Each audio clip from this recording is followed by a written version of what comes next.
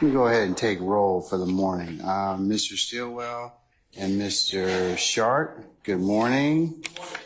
All right, Mr. Williams, Mr. Steele, Mr. Adams, Mr. Pines, good morning. Ms. Haltwinger, good morning. All right, Mr. Kendrick and Mr. Weinstein, good morning. Mr. Ewing, Mr. Matthews Sr., good morning. All right, Mr. Nichols and Ms. Westmoreland, good morning. All right, Mr. Ryan and Ms. Abbasi, good morning. All right. Okay, Mr. Brown, Mr. Atkins, Ms. Hilton, and Ms. Knight, good morning. Good morning. All right.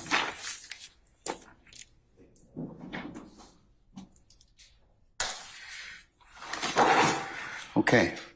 Sergeant Brown, all our jurors here? Present. Okay, all right. Councils, anything else we need to take up before we call our jurors? Yes, Your Honor. Oh, I'm sorry. Real quick, Your Honor. Ms. Haggerty is coming down in about 2 hours. May I be excused when she arrives? Yes, Mr. Typhoid, you certainly may be. I hope you feel better, okay? All right, Mr. Weinstein, yes. Whenever she comes in, we will tag her in, okay? All right, thank you, sir. All right, okay, anything else? Yes, Your Honor. All right.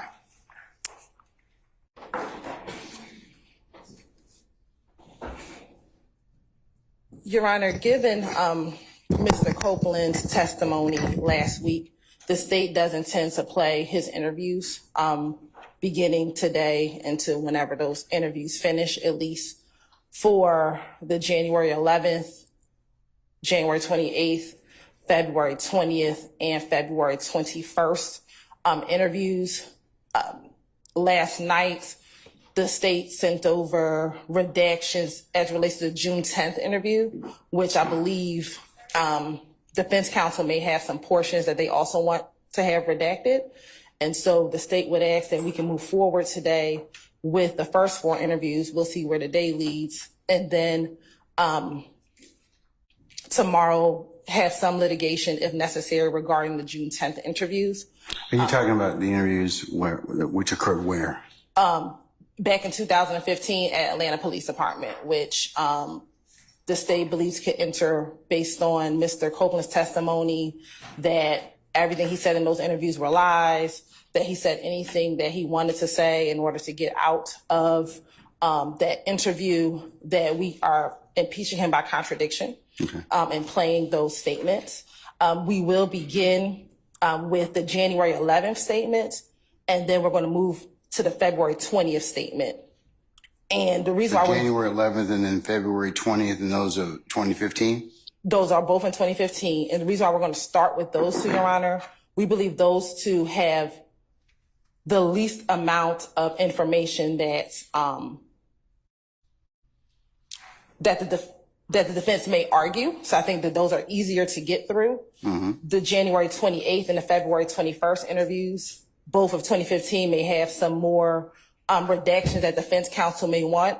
And so we're open to hearing what, if anything, they want redacted. So we can either consent to some things or have some litigation about that. But we were going to start with what I believe to be the easier interviews, which would be January 11th and February 20th. And then we'll move to January 28th, February 21st, and then June 10th of 2015. Okay.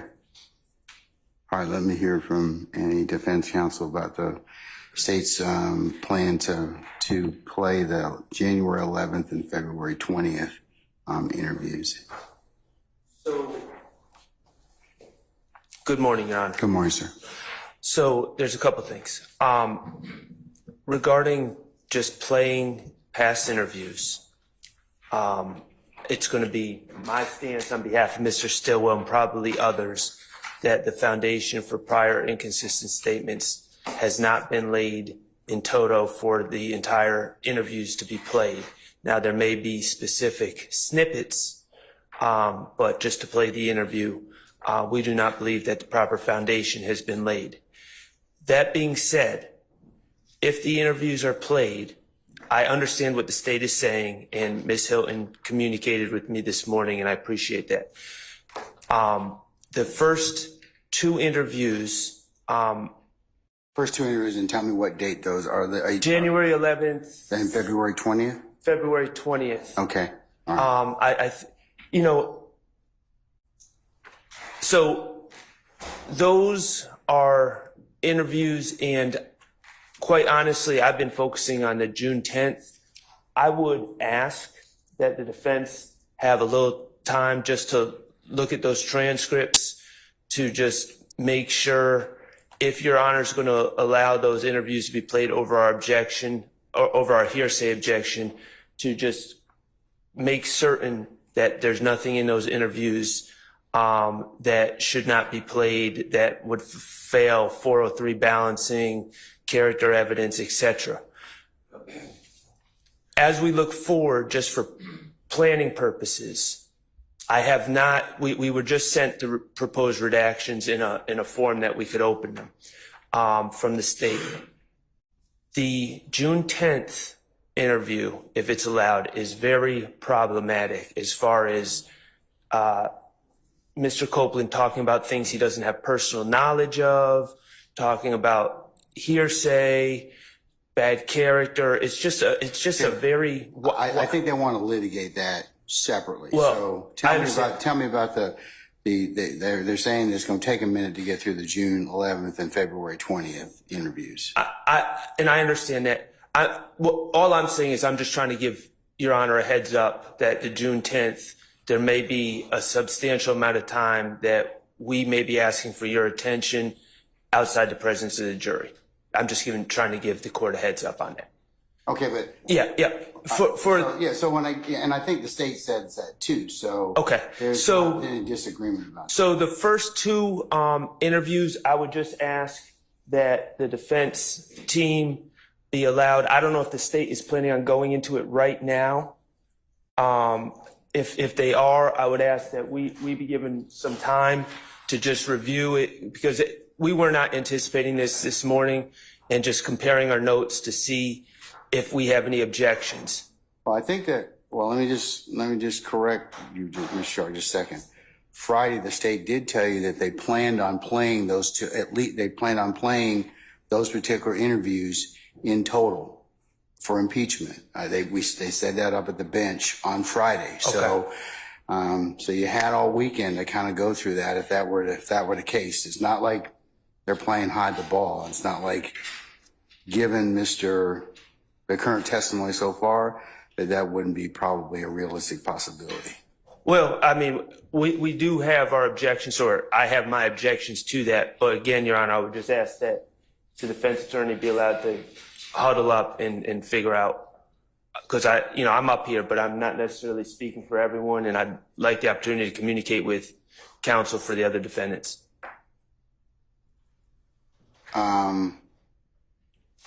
How long you had the January 11th interviews? You had them. When were they? Probably. I mean, it's not Judge. Just to be clear, it's not a matter that I haven't watched them. I've probably watched them 24 times. Okay. But it's just a matter of having the transcript pages where there's problematic issues.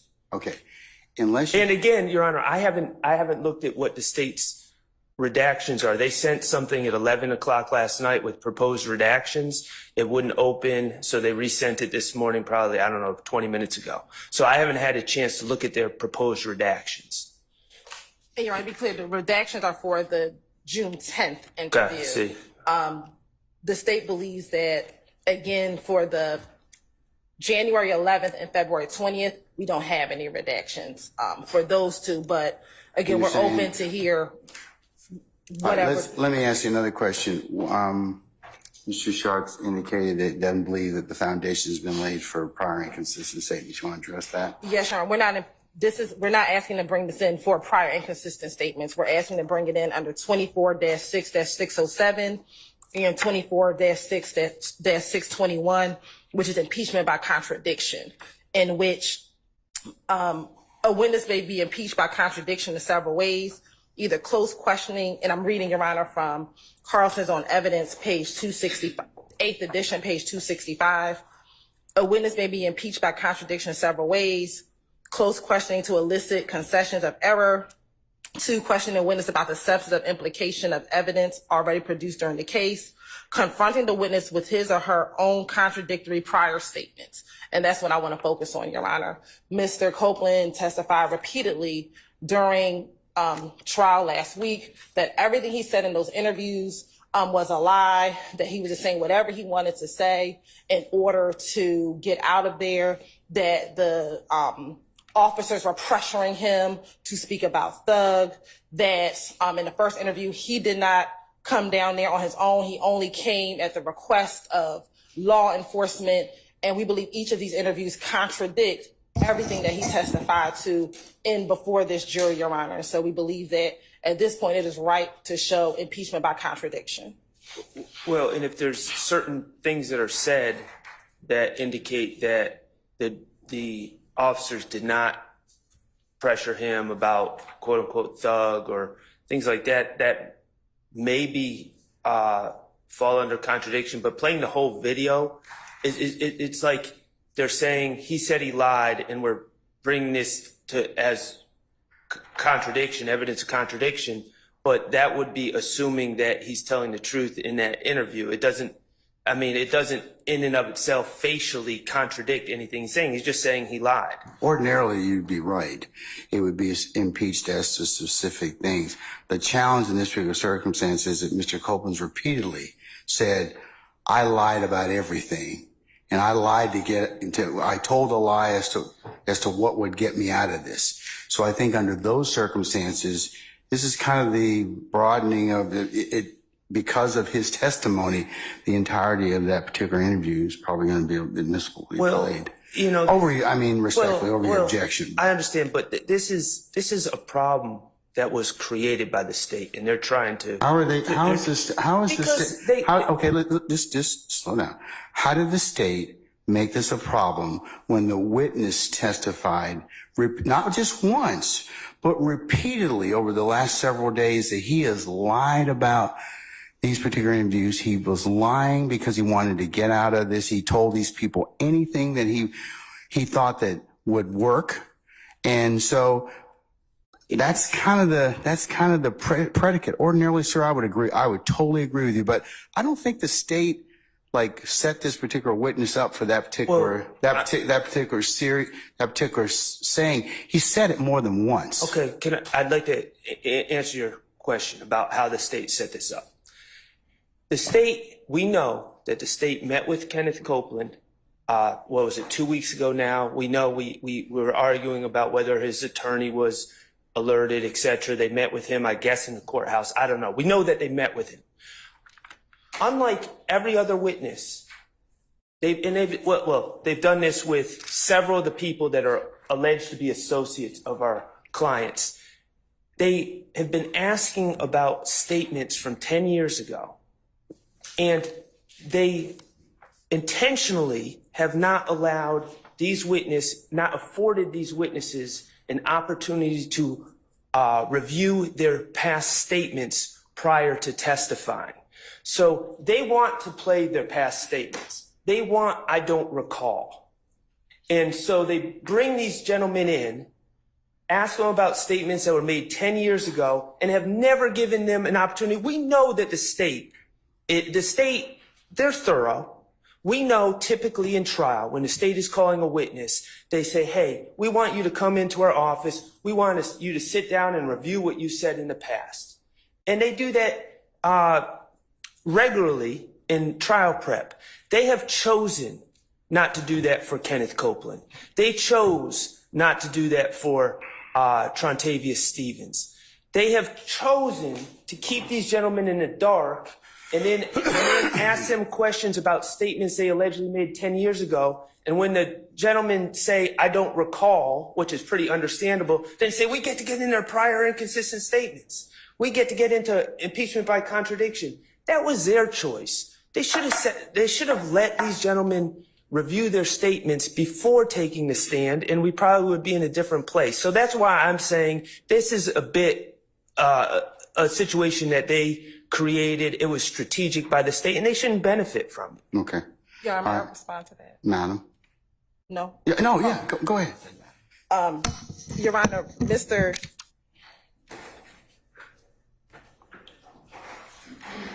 Mr. Shard keeps addressing, again, prior inconsistent statements. What we expect for any of our witnesses to do is come in here and tell the truth about what they remember happening in 2015, given why they're here. What Mr. Copeland said is, everything I said was a lie. So at this point, Your Honor, it's not about, he's literally saying everything I've said is a lie. I told them lies back in 2015 just to get out of trouble. And what we are saying now is we don't believe that to be true. The jury can make an assessment based on his trial testimony and what he said previously and determine by his body language, by how he testified, by how he spoke to law enforcement, about what was asked of him, how he responded, whether or not they believe that everything he said previously is contradicted by how he acted in court. And so again, Your Honor, Mr. Shar is focusing on prior inconsistent statements. Again, we're impeaching by contradiction, meaning what he said in court is distinguishable from what he said previously in 2015, one, outside of the presence of these individuals, and how he testified, which was that line of questioning that we asked of Mr. Copeland. Okay. Anybody else wish to be heard on this issue? Mr. Steele? You can come to the podium, sir, if you like. Maybe it'll easier for you, but...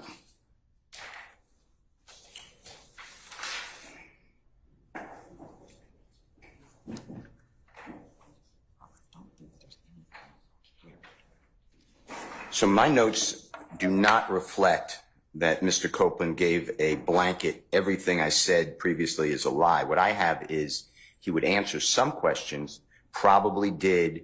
Other questions, yes, I remember that. And some questions, that was a lie. So we need to go, we have a duty not to just play prior statements that are not inconsistent and do not impeach current testimony. In addition, They're not saying it's impeachment. They're saying testimony by prior contradiction. it's an impeachment way to do it, but it's not impeachment for some things. Other things, sure. He said, I said anything to get out of trouble, to get the police to stop investigating me, or words to that effect, and put them on someone else.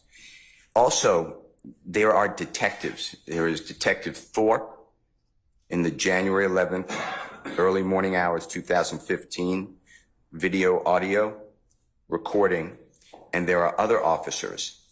Those officers give statements as well. Now, some of the statements have to put in context, so the rule of completeness. However, other statements, the detectives are giving information that do not put anything in context. It's their opinion. So I do believe, I agree with everything and endorse everything Mr. Sharp said, but I do believe that the state needs to be more focused and not just say they're playing everything. And then, obviously, bring it to the court with any other issues that we have. If the state's position is what it is, then my position is that's the court needs to make findings on each line, because they're not all inconsistent under 24-6-602 or anything on 24-6-613. All right. Chris.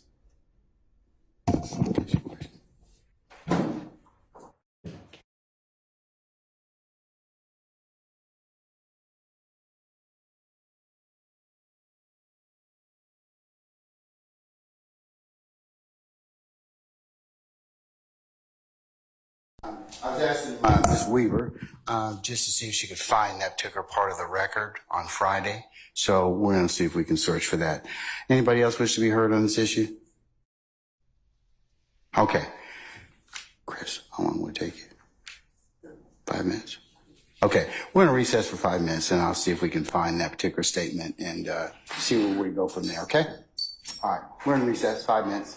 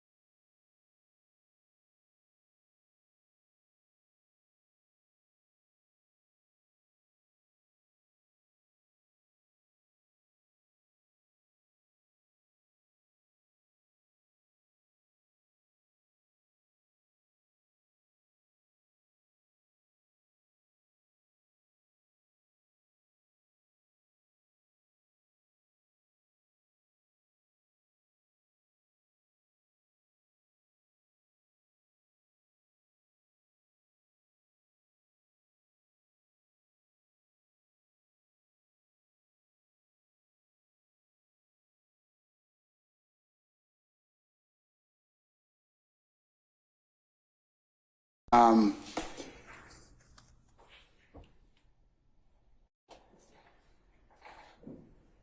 right, Ms. Weaver's had a chance to review in a cursory manner the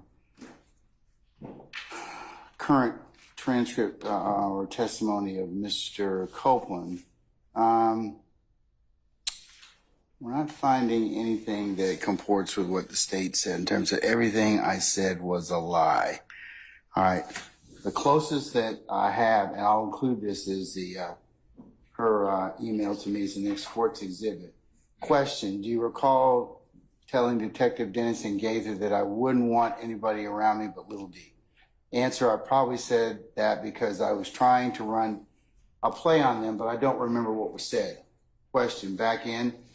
Anytime they question me, like I said, you keep asking me about what I supposed to have told them. Anytime they question me, I said whatever came to mind or whatever I thought of in that split second. So I don't know what I said to them.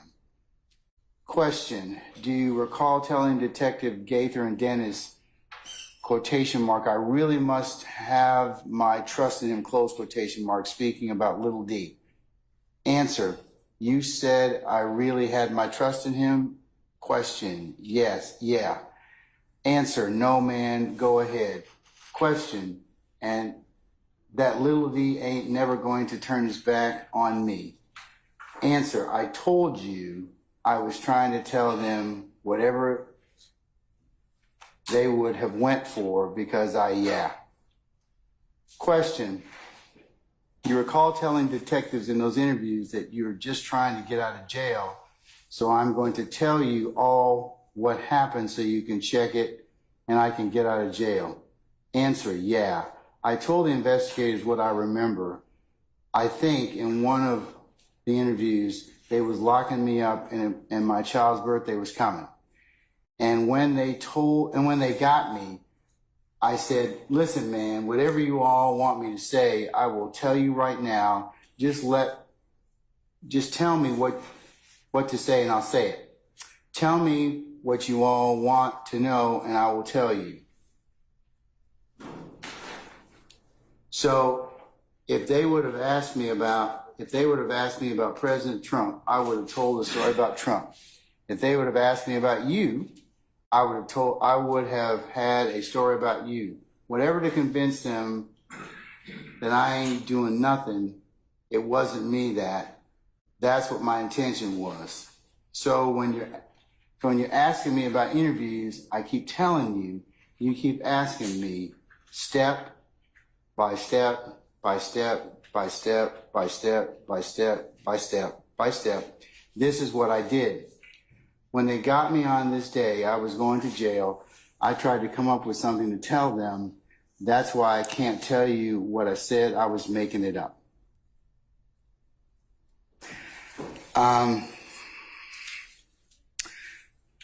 State, unless you've got something more specific, it looks like from looking at 607, it allows for the admission of intrinsic evidence to impeach specific errors or falsehoods in the witness's testimony on direct examination. So it's more so, they give the case of United States versus, this is in Carlson, Antonias, and that's Antonokeas. And this particular accused was charged with legal narcotics offenses, and when he testified, he made sweeping statements about disavowing any involvement with drugs. So the government provided testimony that from somebody that had sold him cocaine on or they asked him about it. So sold him cocaine on 2 occasions. So if you open the door, I don't think, which is what I think you're trying to tell the court, but I don't think it's quite broad enough. I haven't found anything in the transcript that indicates that what you said, everything I said was a lie. That's broad and would probably open that up, but I haven't found anything. I think you're going to have to probably pare down your examination or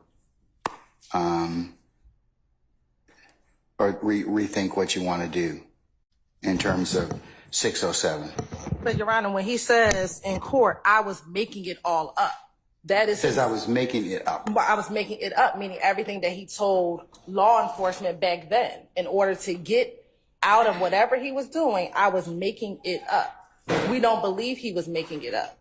We believe that he was being truthful in those interviews. And so when he comes in court and says, I was making it up, meaning I was saying anything in that interview room in order to get out of custody or to get out of that interview, then everything I'm saying isn't true. Because that's what he's saying. I was making it up. That's what he told this jury, that everything I said back in 2015, I was making it up. Let me read the last sentence, 2 sentences again. Okay, let me just kind of think about it. So when you're asking me about interviews, and I keep telling you, you keep asking me step, and there's like 7 by steps. It's by step, by step, by step, by step, by step, by step, by step. This is what I did. When they got me on this day, I was going to jail. I tried to come up with something to tell them. That's why I can't tell you what I said. I was making it up. Right. And so we don't believe he was just making it up. We believe that's what he's telling this jury. And so the jurors can see his demeanor in all of the interviews. They can assess whether or not they think he was making it up or not.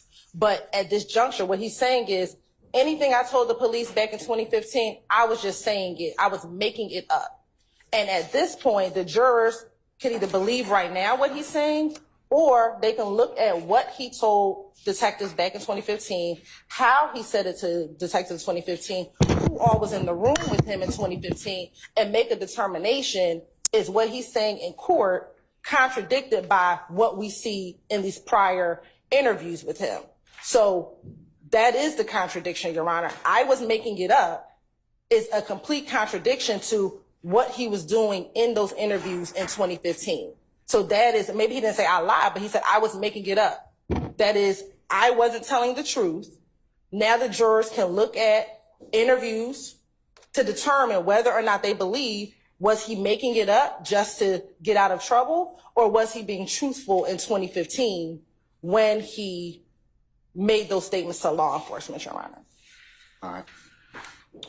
Mr. Sharp or Mr. Bless you. God bless Mr. you. Weinstein. Mr. Sharp or Mr. Steele, gentlemen. Oh, and additionally, Your Honor, I believe he said, and I would think we had to look at the January 11th interview. When we questioned him about January 11th, he said, and I'm looking at notes, but we would ask the court reporter to confirm, I don't remember anything that I told Detective Thorpe at all. And so again, we believe that he's being contradicted by what he's saying in court versus what he said in 2015. Okay. Mr. Sharp. I think you have it exactly right, Judge. These rules are not so broad as to just allow hours-long statements in based on specific denials. The idea that I think you also should consider, and it's within your purview, to consider the gamesmanship. I'm going to stop you there. I don't think that anybody's playing and running games in terms of that. Well, I think I respectfully disagree with you about that. Okay? So you don't think that they specifically chose not to show this gentleman his videos so he would not recall things when asked about 10-year-old statements? I don't think that any self-righteous advocate worth their salt is not going to prepare a witness. I don't believe you would do that. I don't believe anybody would do that. Well, why hasn't he seen the videos then? I don't know, sir. I don't. Okay. I don't. And I don't know what their prep entails. But again, we're not going into, ad hominem attacks against anybody, okay? It's not an attack. I just think it was strategy. And they shouldn't benefit from the strategy. I'm not making a personal attack. I mean, No, but there are pros and cons about how witnesses are prepped. So, I certainly, right. I certainly think that is something that, has to be taken into account depending upon the witness and depending upon the circumstances. So, but they're trying to say just because he doesn't remember, recall, or denies specific parts, somehow this opens up the entire statement based on, well, the jurors should get to see his demeanor. And again, they can see his demeanor on the specific part that is being impeached. But I'm concerned about this last couple statements about, because he says when you're asking me about interviews, that's broad. He's saying in these interviews that I have been undergoing, I keep telling you, you keep asking me step by step by step by step by step, that this is what I did.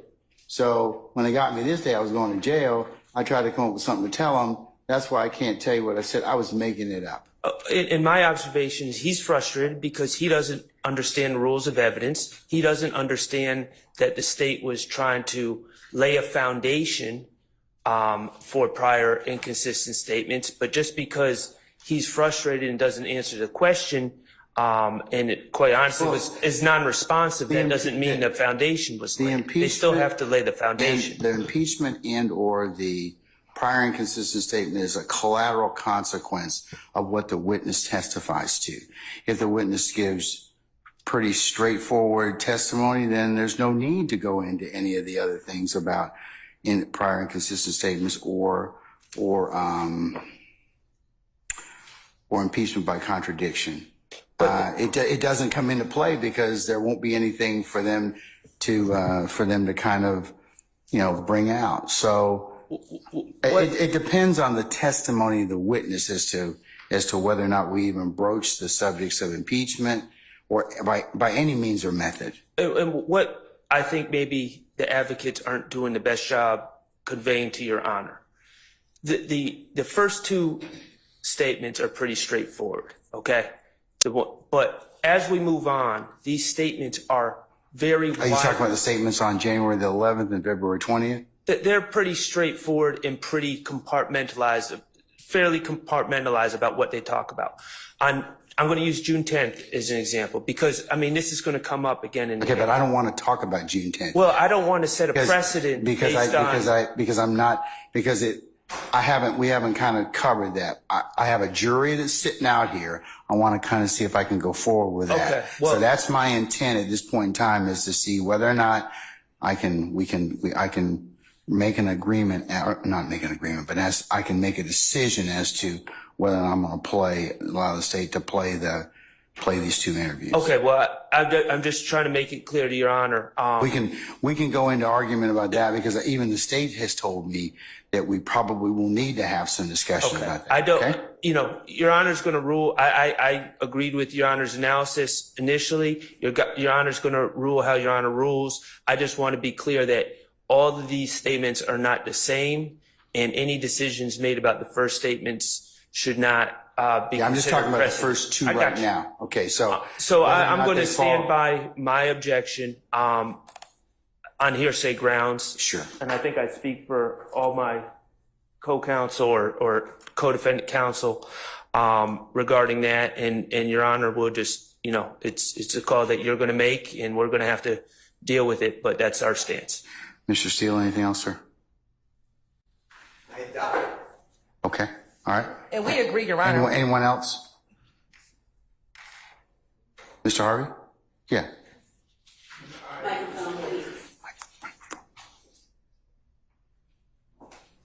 I, at this point, renew my motion for severance and for a 105 instruction. None of this relates to Mr. Nichols. Okay.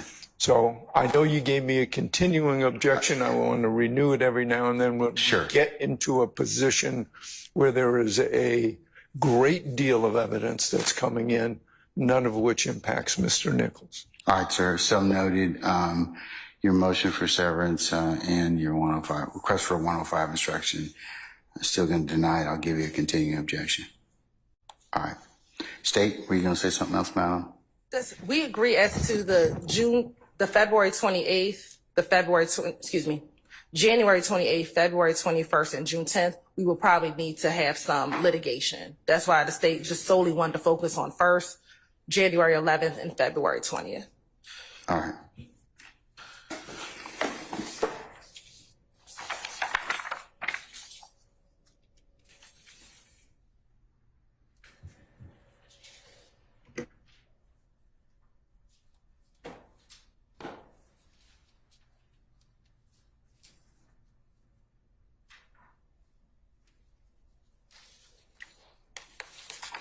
Steve, have any case law you'd like me to rely upon?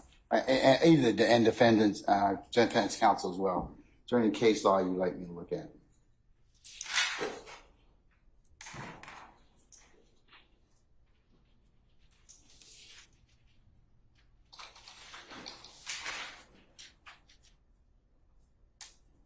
Yeah, again, we're solely reading from, at this juncture, but I can quote case law as well, from Carlton when we're speaking of 24-6-607, again, referencing page 265 of the 8th edition. Oh, I'm sorry. However, the state will pull case law directly on point with this assertion, Your Honor. Here's the challenge that I'm kind of coming into. It's 607 allows for the admission of to impeach specific errors or falsehoods in a witness's testimony. So it's not really broad. It's kind of Right, and so it's focused. Okay, so. And we're looking at that in conjunction with 24-6-621, which is impeachment by contradiction, Your Honor. All right.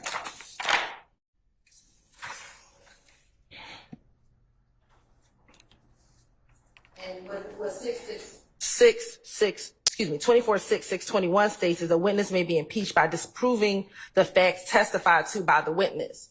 So when he says in court, I was just making it up, we believe that we can now show this interview, these two interviews specifically, that he's not just making it up, anything that he says. We talked specifically in the February 20th interview about snitching. And he says, you know, Tay's not the one who shot me. Matter of fact, he emphatically says, I know right now, I think he may have sworn his daughter's life that Tay did not shoot him.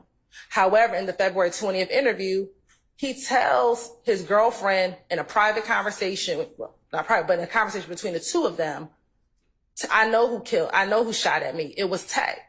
And so we questioned him about that instance as well, in conjunction with what happened with him, his daughter, and his child's mother. So again, both the January 11th interview, as well as the February 20th interview, is a complete contradiction to what he has said on the stand last week, Your Honor.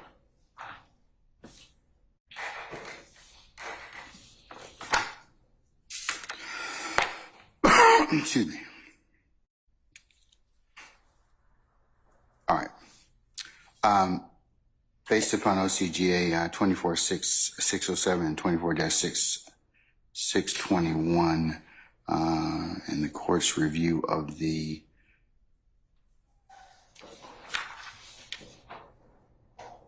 witnesses, Mr. Copeland's testimony thus far, I'm going to allow the state over objection to play the interviews on January the 11th of 2015 and February the 20th of 2015. I will give all defendants a continuing objection as it relates to those two interviews. Those are the only two we'll take up at this point in time, and then, as we mentioned, we'll take up the other ones a little bit later. Okay? You're right. I do have a case for the record. Before they testify. All right.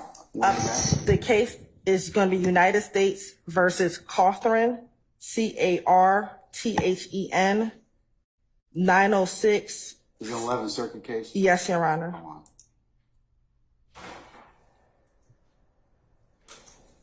Can you spell that again? Yes, United States versus Carthen, Carthen. C-A-R-T-H? Carthen.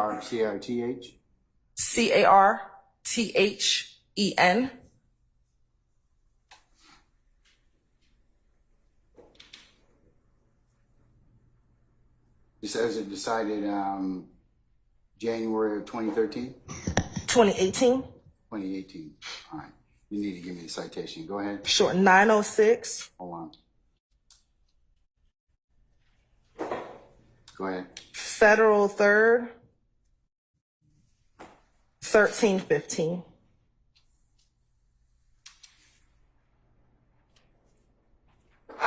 God bless you.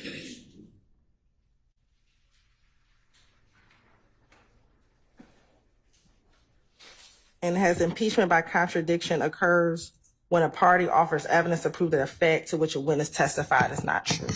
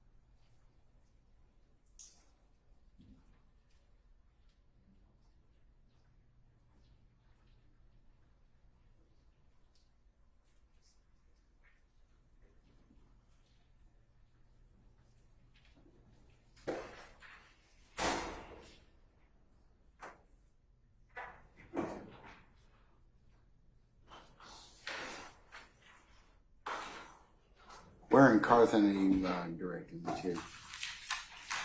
Madam?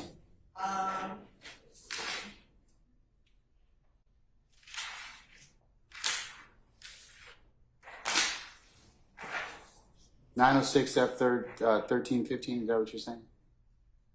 Yes, and let me see.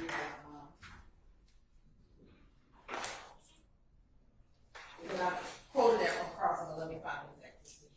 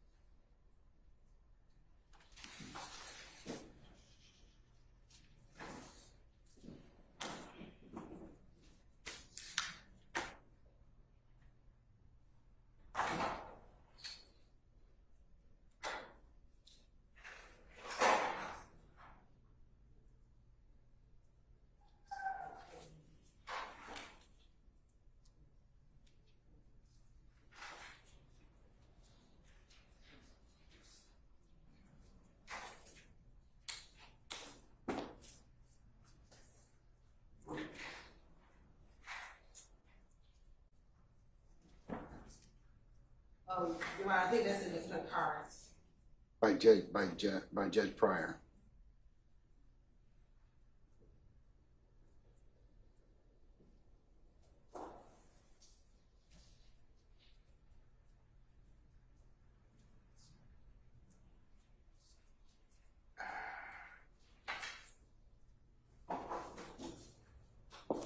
Okay, 608 won't get you there. You're saying it's 621? Yeah, because a majority of circuits, yeah, I believe under.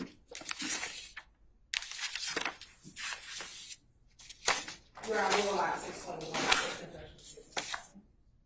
All right.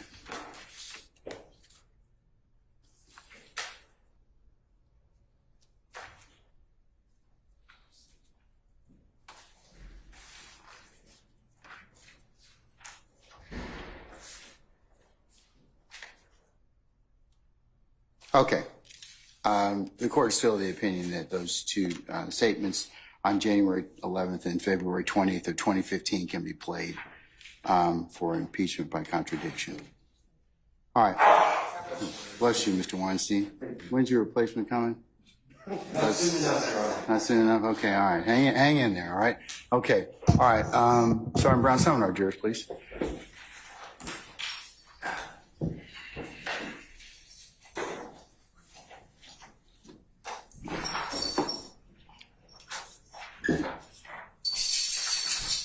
Have you already gone to get Mr. Copeland? Okay.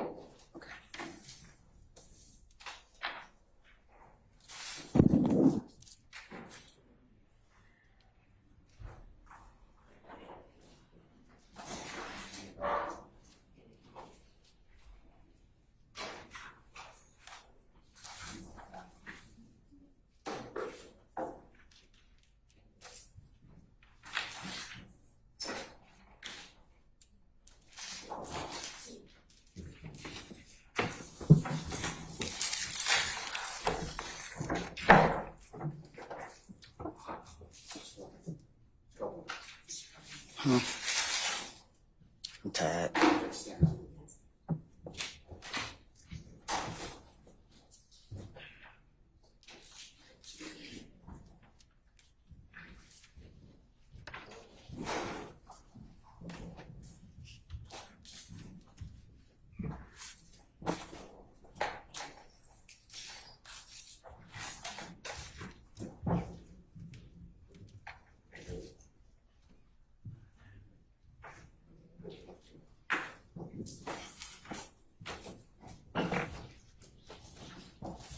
All right, ladies and gentlemen, please be seated.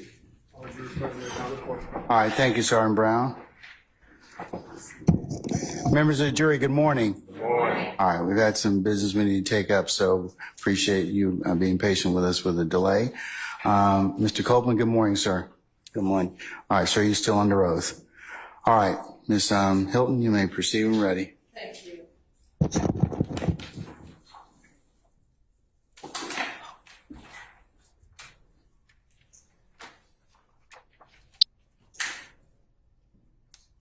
Good morning, Mr. Copeland. Good morning. You have permission to approach? No. She was asking me that, Mr. Copeland, okay? All right. Okay. Councilors, you want to take a look at what Counsel for the State is going to show you?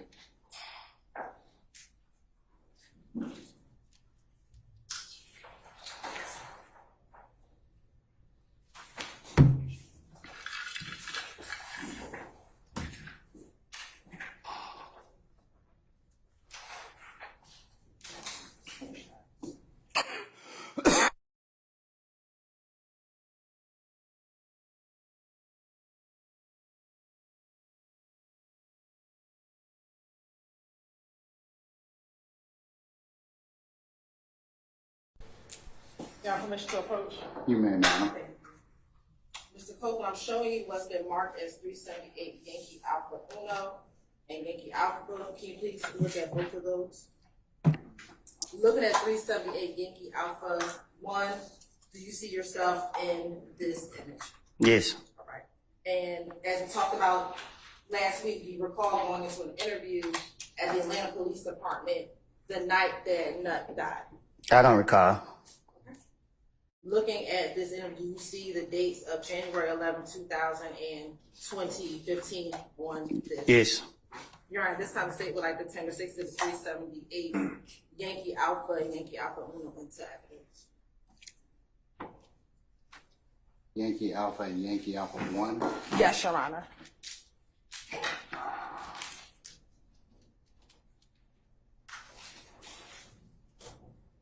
Any further objection to states 378 Yankee Alpha or Yankee Alpha 1, other than hasn't been stated already? All right. It's already right there. I'm sorry? It's admitted and may be published as you see fit. Thank you, Your Honor.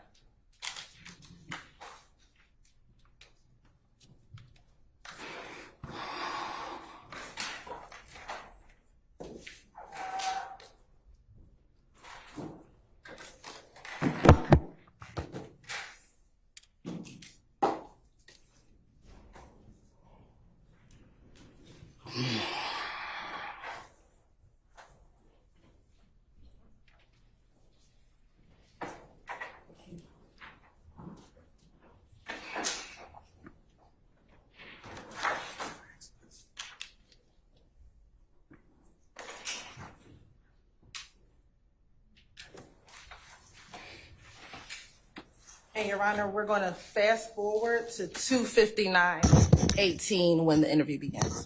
Okay.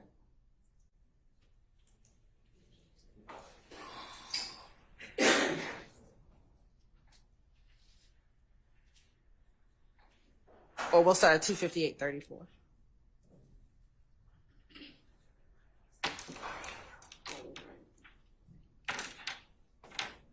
I got them on there. Sure. Yes. Madam, you're playing two, just for the record, you're playing what? Well, we start at 258-34. Of which exhibit? This is 398 Yankee Alpha. 378 Yankee. You want me to listen to these? Can you hear it? I know you. I know what you're at. Because something a little bit. What am I supposed to do? If you talk to me ways how you get my attention. That's my attitude. Okay, when you're gonna talk, then I'm gonna talk to his family. Okay? I'm gonna let his family put it out.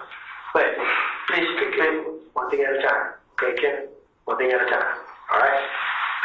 I know, man, it's frustrating. He's not gonna stop. Okay? The brother don't, cause I don't know what I did to this man, bro. He won't, I've been face to face with him, bro. I shook his hand like he's over it, bro. He's not beefing no more, bro. You feel what I'm saying? Because that's why you gonna sit down and you gonna tell me what's going on between you and him, and then we'll go from there, okay? What's gonna happen after the date, though? What you mean? When I talk to him, okay? I'm gonna take care of that for you. Like you said, get the family, his family, to tell them to leave you alone. If they ain't got no proof showing that you did anything, they need to leave you the fuck alone. Yes or no? Yes. Okay. All right.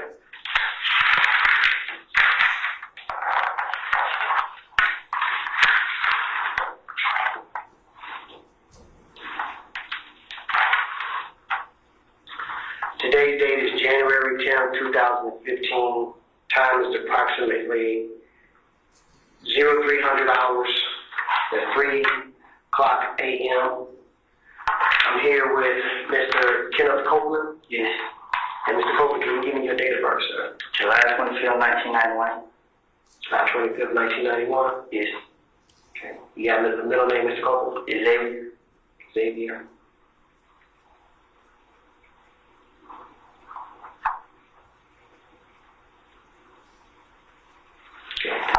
This is a reference to the homicide investigation of a victim named Donovan Thomas. It happened at 330 McDaniel Street, Southwest, City of Atlanta, Fulton County, State of Georgia, on January 9th, 2015, with another police case number 15010 2106. When you're ready, Mr. Copeland, tell me exactly what you know dealing with this situation. Like now, no, everything. Tell me everything. What makes you want to pull you into this situation to happen? Okay. Me and Kale. You know what I'm saying? Me and him, we had a problem in the club. Is that him? No, this nothing. Okay. Kale, they say this the little brother, but I thought he was just Chinese, but they say they're real brothers. Kale. K-E-L. K-E-L. Kale. Okay. Okay, go ahead. Little brother of nothing. Yes. Who you identified from the picture, which is Donovan Thomas. Yes, sir. Okay, go ahead. Me and him got into it in the club push. What day was that? It's just like it was like it's a lot. Okay. So, but 2 months, 3 months, a year, how about? Yeah, about I'm saying no longer than 4 months. 4 months. So every time y'all be at Club Crucial, y'all see each other, y'all get into it. We don't even fight, we don't do none of that. The only time I fight was the last time. Okay, so what was that? Monday we just passed. Monday.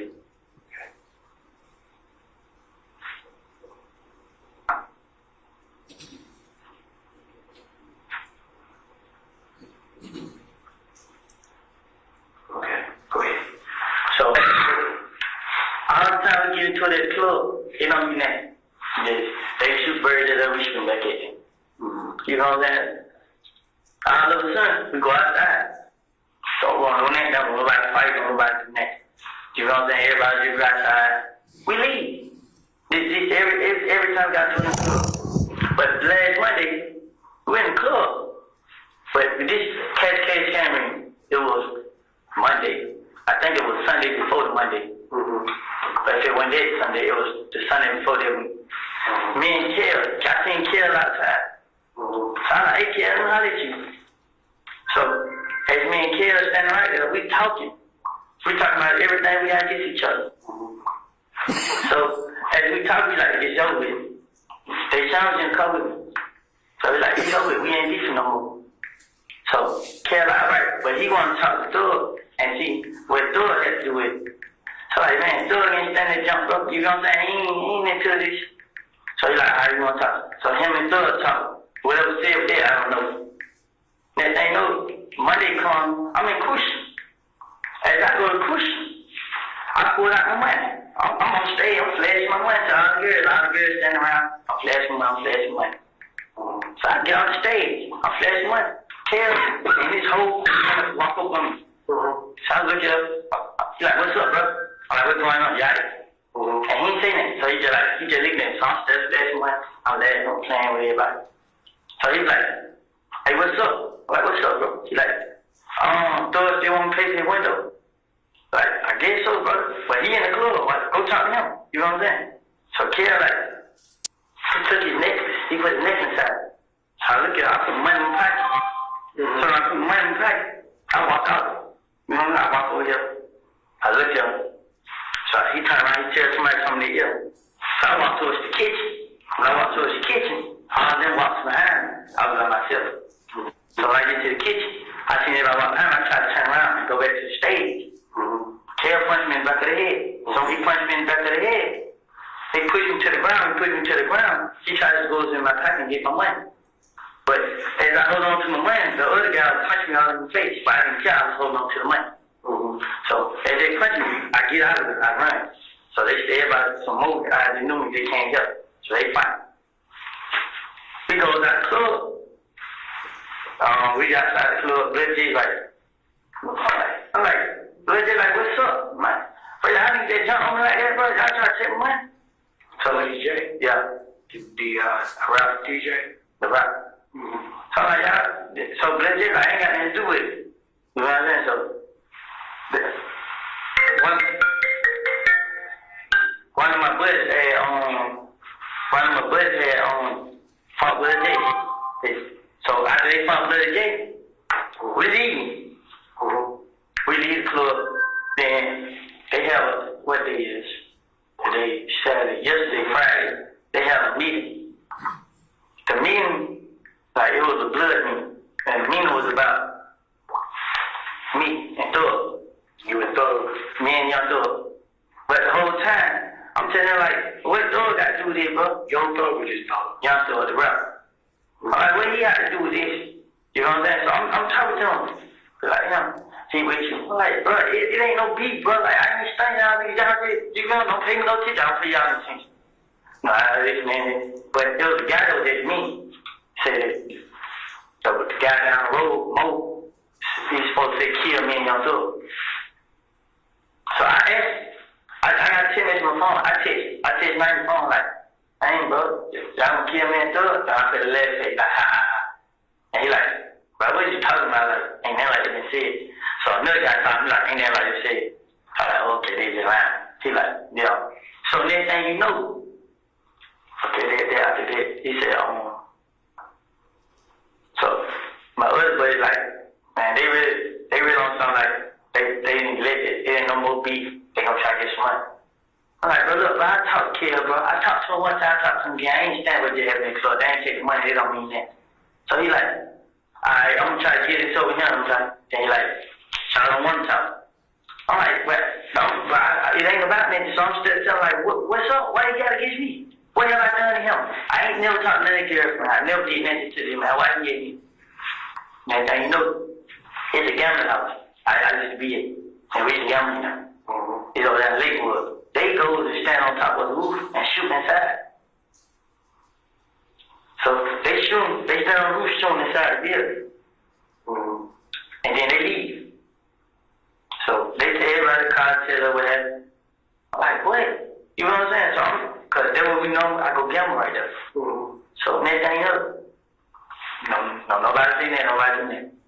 So the day I been in the house sleeping now last night, to like 6 o'clock in the morning. I was with Doug, we was at DJ Drum Studio. He was doing the song. So we left the studio. I went to my girl. Yesterday Saturday, I was a DJ.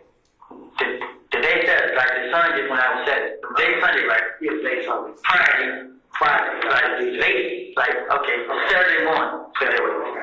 I went to my girl's house. It was like 5, 6 o'clock.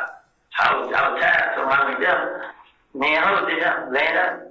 So I stayed there. I was asleep. Honestly, God, I was asleep the whole time. So she could go meet her dad and go. He gave her a card. She go to the mom or something. I stayed there the whole time. I didn't go nowhere. I sleep. I wake up. I look. She still ain't got that. I called. That's what she at. She somewhere with her dad and was. I like, dang, you must have got out here. You know what I'm saying? Like, you got out here. And she like, nah, you sleep. This and that and that. She like, where you at? I'm still right there. So my brother called me. So he like, you want to come? I like, yeah, bro. He like, well, yeah, I told him I was at Deshaun house. So he like, okay, I'll be around. So I called Deshaun back, like, what you do? So she like, how you gonna lock the door? So I like, I just jump over the balcony and you just lock the balcony when you come to the house. So she like, okay, but it was somebody staying in the room right there where she stayed. When I jumped the balcony, he was walking down the steps, so he seen me jump the balcony. You know what I'm saying? So I got to call my brother. I went to his house and changed clothes. You know what I'm saying? So I went to change clothes. Take over to your brother's house? Yes. I changed clothes at his house. But what time was that? It's like the beginning of 7 o'clock. The clothes I had on, I took them down 5 months ago.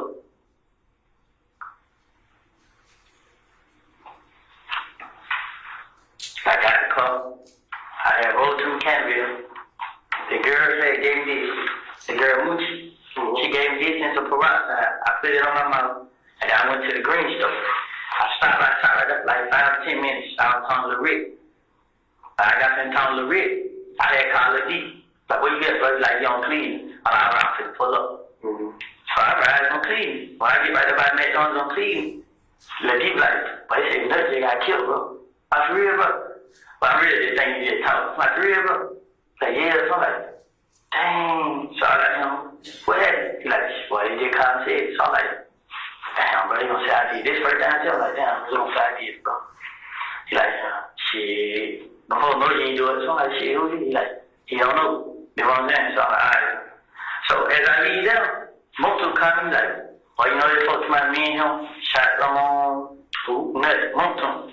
They said me and him did. You got known for Motu? Yeah, Moonk.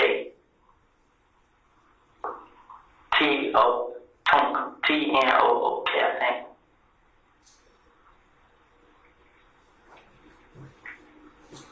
So he was like, they said phone number for him. So were you in here riding around earlier today?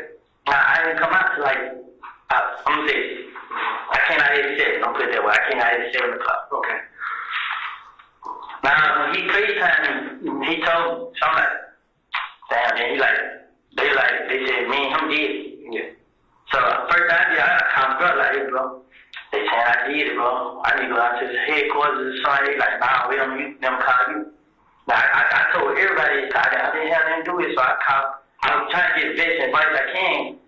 Then they know they like, I called my girl mama. I was talking to her before they shot her house up. And I was talking on the phone. Don't be getting on right now. 404. Yeah. So the number is not broadcast, and I'm going to move it to 31258. All right.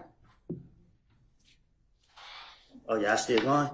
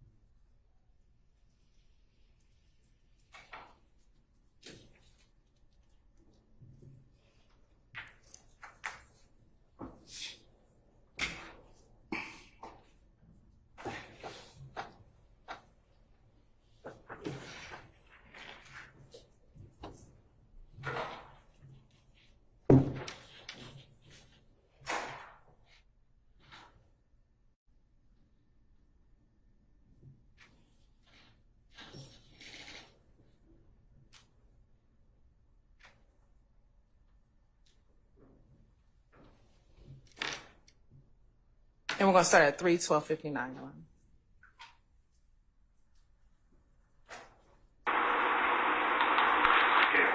Who dropped you off? Yes, Monton. Yeah, that's the one who dropped you off to come talk to me? Yeah. Yeah. Blue, it's blue or gray. It's a Malibu, the new Your Honor, I'm sorry.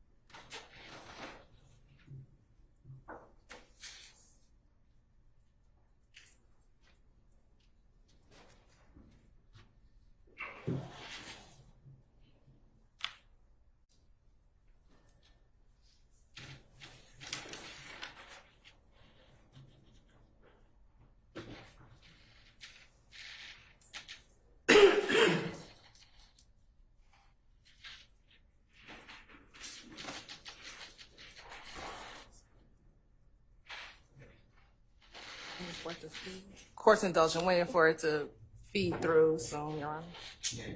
I'm waiting for it to feed through Zoom and get larger.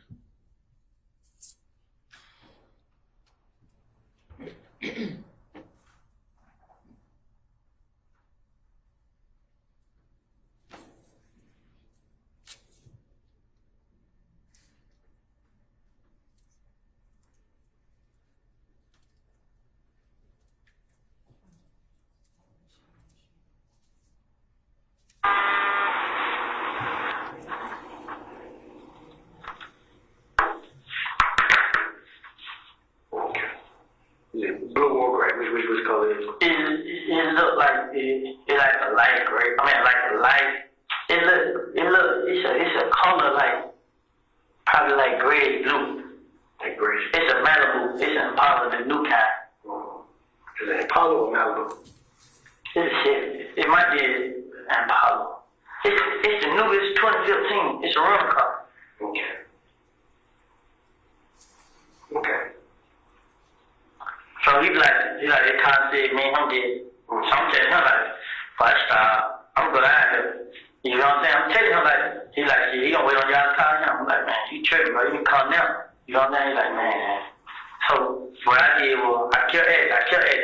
I still got messages in my phone. I can show you. I was asking everybody like, should I go down there, bro? Cause I didn't do it. They come scan me. They do everything. I didn't do it. They check my phone record. My folks called me. They show you where I was. They show you every call that I talked first. They show you where I was now. I didn't do it. I never had a problem with nothing.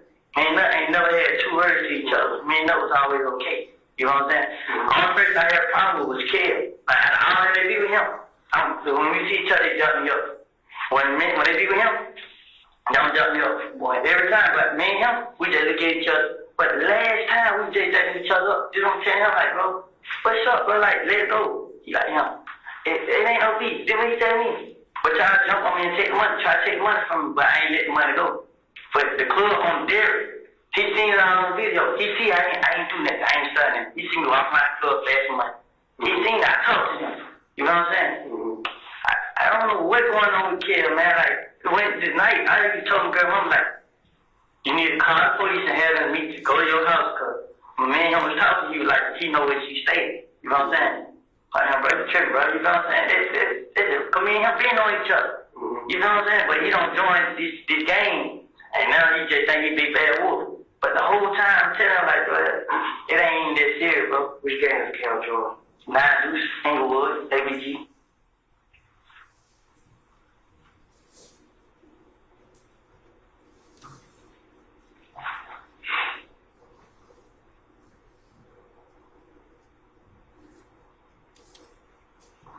That's Bloody J's group, ain't it? Did you know Gangster? You know Gangster? You know. Oh, you say, is he a gangster? No, I said, do you know his partner, Gangster? Oh, no. Bloody J Gangster. Yeah. I think they said Bloody J Clay County. Short, stocky, mustache, beard. Yeah.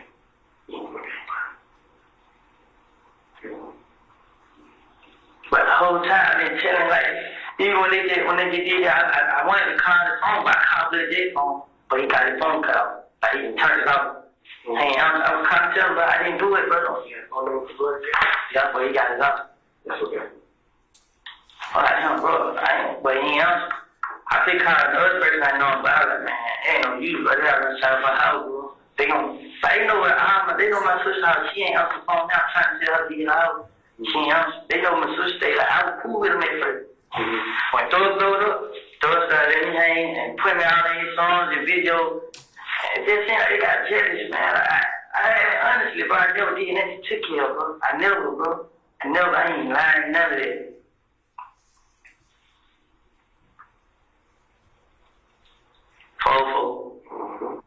I'm going to pause again, Your Honor, during this portion where the phone number is being read.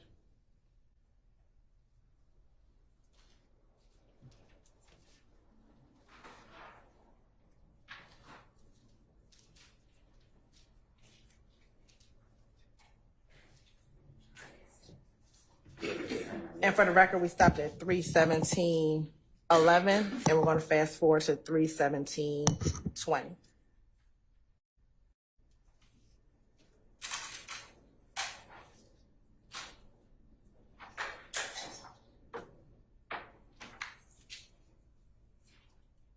Say it again. Yeah. Oh.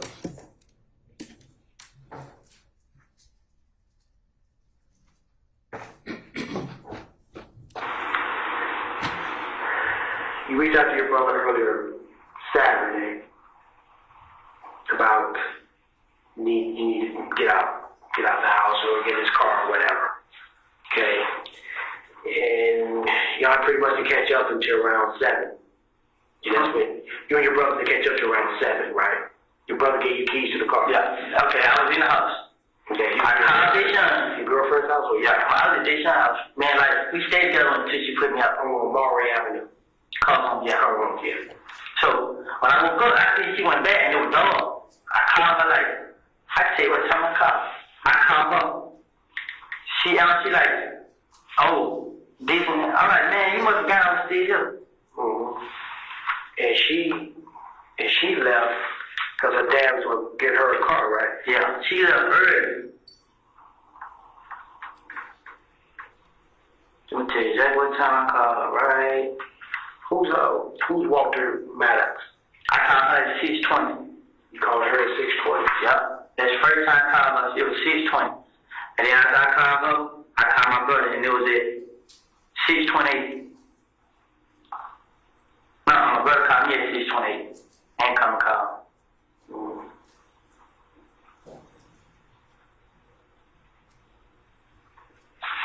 Who's Walter Lee Maddox? Who? Who's Walter Maddox? Huh? No Y'all- name? Did y'all ever rent or own an Infinity? Infinity. Y'all ever rent one of those cars before? Mm-mm. Have you ever been stopped in an Infinity before? Have I? Yeah. Had an accident in an Infinity? No. A maximum? Have I ever had a cover again? Mm-hmm. No. Okay. Let me think. Did you? Anytime. I had a coverage in the Pontiac. That was a couple years ago. I ain't had no coverage. I ain't had no registry. I ain't have none of that. What kind of car your brother drives? Who was that in there? A white Dodge Charge. This car he gave me. Your brother got 2 cars? Nah, his girl got a car in the car. He got the Dodge Charge. Okay. Then she got the little ugly little Malibu, like a 19 something. 2014 Dodge Charger? Yeah.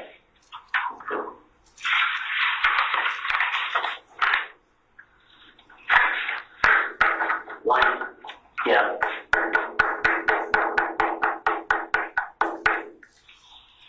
Who drives the Nissan? A Nissan? Mm-hmm.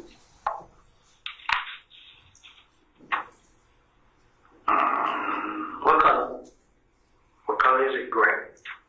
I like that on Nissan. Okay. Y'all ever had a Infinity gray? A gray Infinity? Q45 before? A truck? No. A car? Yeah.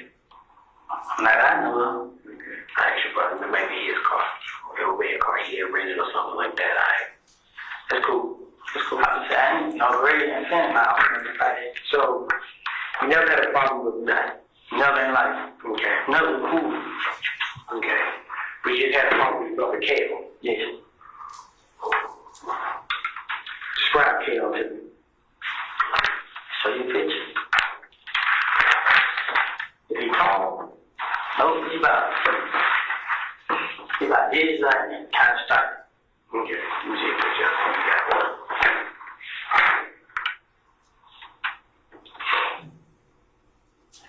You said it was more tall that dropped you off? Yeah. So what kind of car more tall dropped you off? And it's a city car. Grayish blue.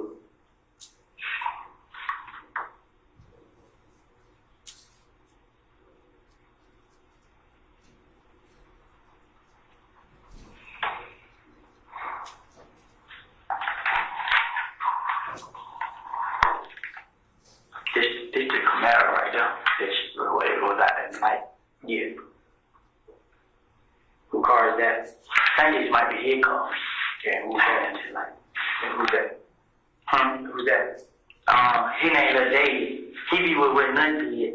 Okay.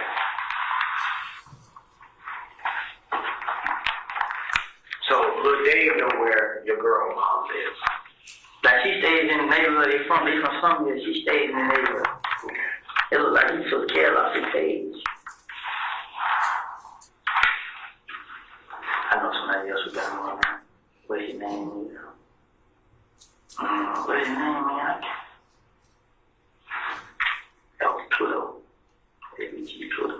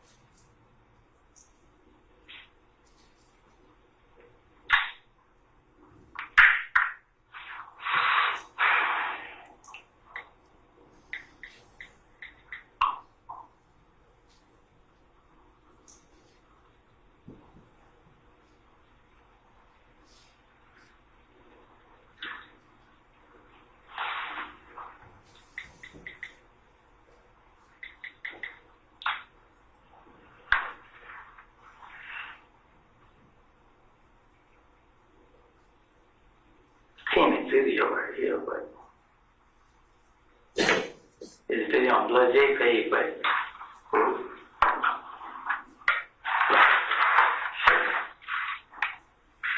they keep stopping. I'm gonna take a picture.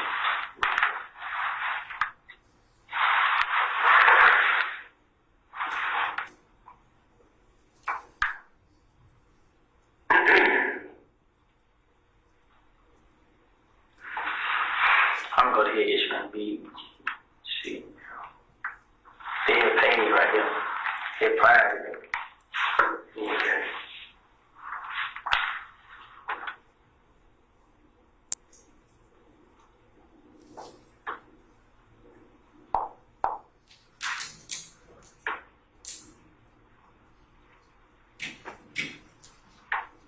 Okay, describe. What that's it right there. It ain't gonna do it. Okay, why you doing that describe killed?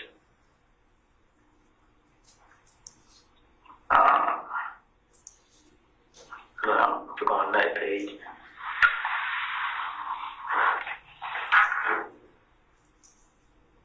So this first page we got killed right now. I'm going to his page and cause you all follow this right.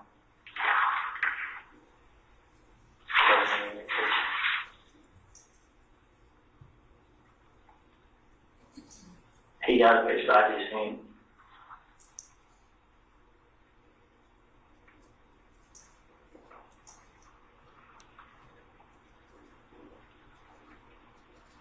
Come back.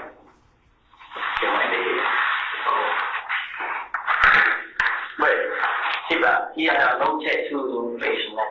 He about my color, kind of stuff, and he always wear a BG hoodie. Like, and if it's like people around here, standing like this. This how it be, but he gonna have a BG hood on. Like the whole lot nigga with. Okay, his name is Cal. Is it Calvin? Care, like, I don't know his real name, but he kind of says Shell Care. So, you know, it's K-E-L. Okay. See you for pop real quick. Nah, it ain't gonna cut on off his little charge, man.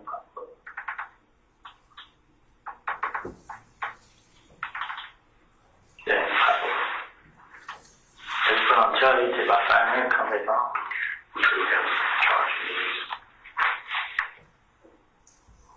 Let's see what we got with the office, okay?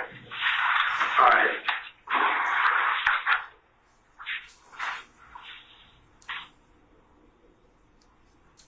So this all stems from you thinking, they think you did it because you got to fight with Cal Monday.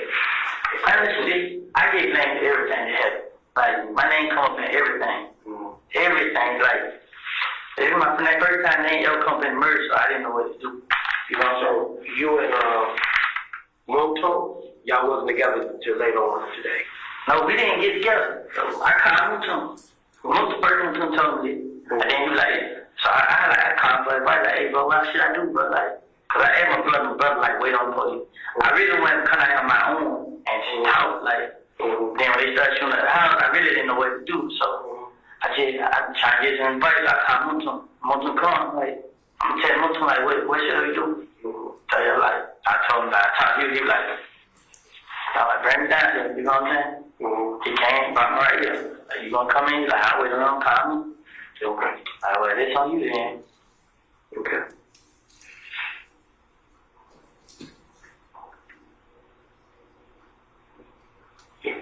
Give me a minute, right back, okay? But okay, I feel you on this part, but Okay, go ahead. I did this. What like? What I'm gonna do, bro? I mean, Because I know they. I'm gonna talk to Nut's mother, and Cal is Peanut's brother, right? Yes. I'm gonna let her know what the deal is. Okay. All right. So we'll take it from there. Okay. They continue to do, and you see who it is. Okay. Call. If you see them run around the neighborhood and you know what they're about to do, call. Because there's going to be an alert out for this, okay? I'm telling you, like right now, I'm telling you, the only reason I'm scared because I didn't do it, and I don't want, I feel, you know what I'm saying, that can happen to me or my family. All you do is extend to his mother to extend to them. And if I'm able to talk to Cal, I'll let him know the same thing. If his mother go ahead, maybe get me in contact with Cal, I'll talk to him and see if that is him and his crew doing that. It is. I'm not going to sit here and lie about it. It's him. Let me ask you this, to be honest. Do you belong in the game? I was. They really were. Like, they said, man, I'm talking about, it's supposed to be about me not being down with it no more. But he really don't know, he don't really know what it is, because he tells me, like, they meet. Okay, so you got APG. Yes. But it was in 2000, I had went to jail in 2000, I think it's 2015 now. I went to jail in 2013, 12. I went to jail in 2012. I did a year. But when I went to jail in 2012, I didn't get down with the game. I told him I went in. So when you got out in 2013, you told him no. I never told him. I just started going around and I went playing. Okay. You know, so now they see me with thug, and they don't claim YSL. I'm like, you know what I'm saying? It's real. So I'm gonna get some money. I mean, that's what we told Copeland. You know what I'm saying? I don't know what it's about, but that's what you supposed to say. You know what I'm saying? Yeah. I switched up on them. So I got you. Yeah, so they got the ass with you. But I know that they saying like, I just know it ain't gonna be over with. I did something. I know it ain't, you know what I'm saying?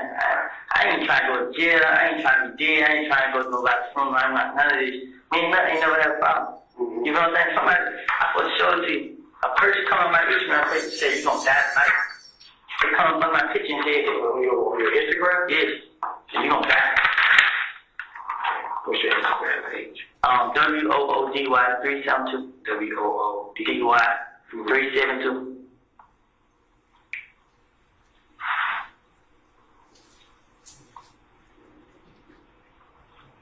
Say I'm gonna die tonight. But then she deleted the country by a screenshot. So when she deleted, I still took pictures. Yeah, it was a girl. Her name was Maya. Pretty. It was some Maya. Come on now, she come and said you're gonna die. You're gonna die. And then she deleted. Okay. But I still got a screenshot on my phone, it went dead. Okay. I supposed to show it to you when it first. Give me 1 second, right back. Okay.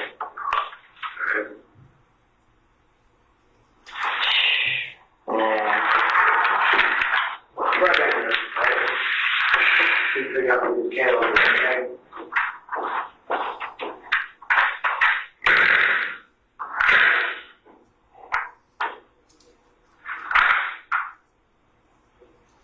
Your Honor, the state's going to pause here at 3:32:15 and fast forward it to when Detective Thor re-enters the room.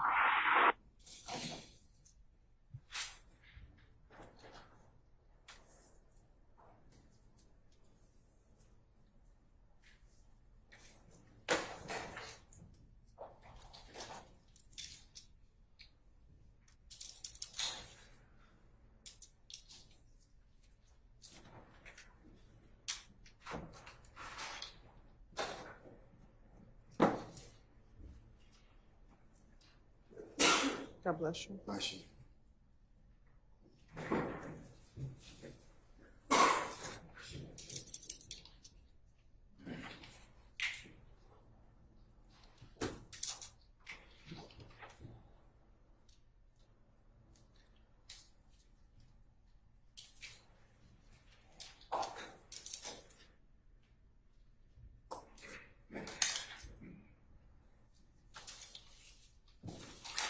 We're going to reshare at 3:35:45.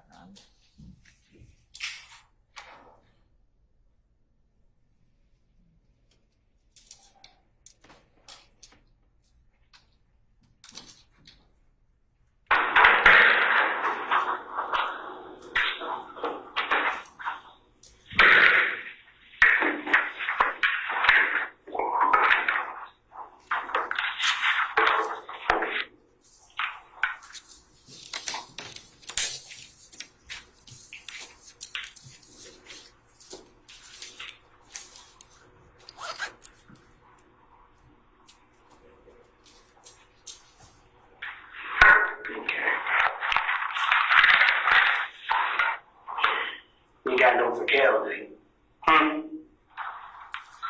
You got no for Cal? No. I had it. Yeah. Who's that? No.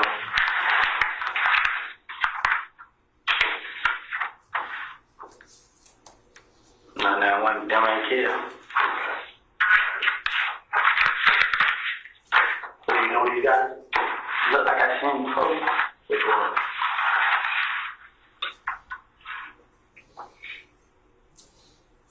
Look like I seen both of you with a kid.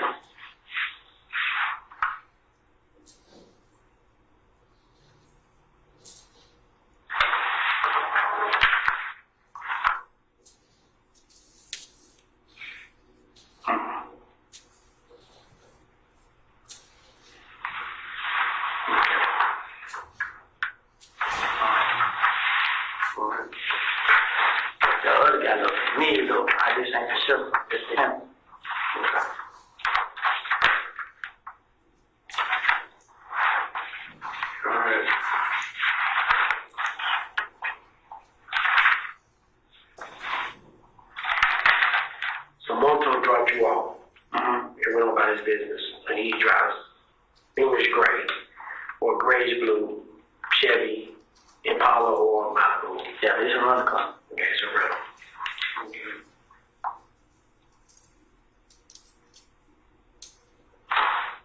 You don't know Morton's real name. I had met a Morton like around.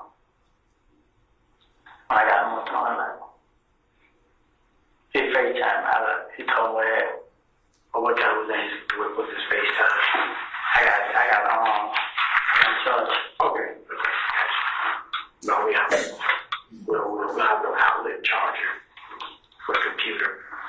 But when Mutu said that, I called him. I was trying to call my girl dad called, and he asked me what happened. He was like, people calling me phone saying I did. And I explained to him like, I didn't do it and like that. And he was like, please don't like let me talk to somebody.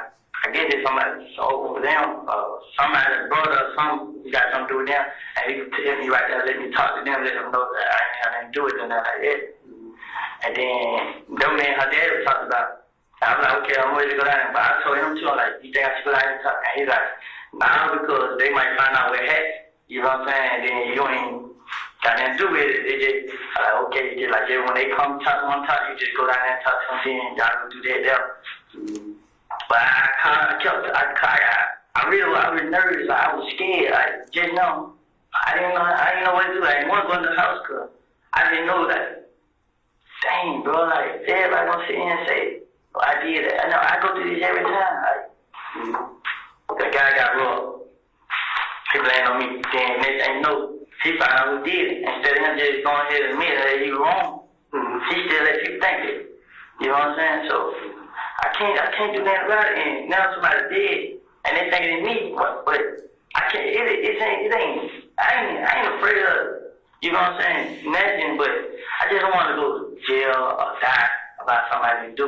And I didn't know. He have a point. Ken have a point to who I don't know. But it just now like he constantly. He just won't stop, bro. Like it ain't nothing I can do. Like. I can do this, I can do that. Like, they know I stayed because we were cool. You know what I'm saying? I took my sister's house, my brother's house.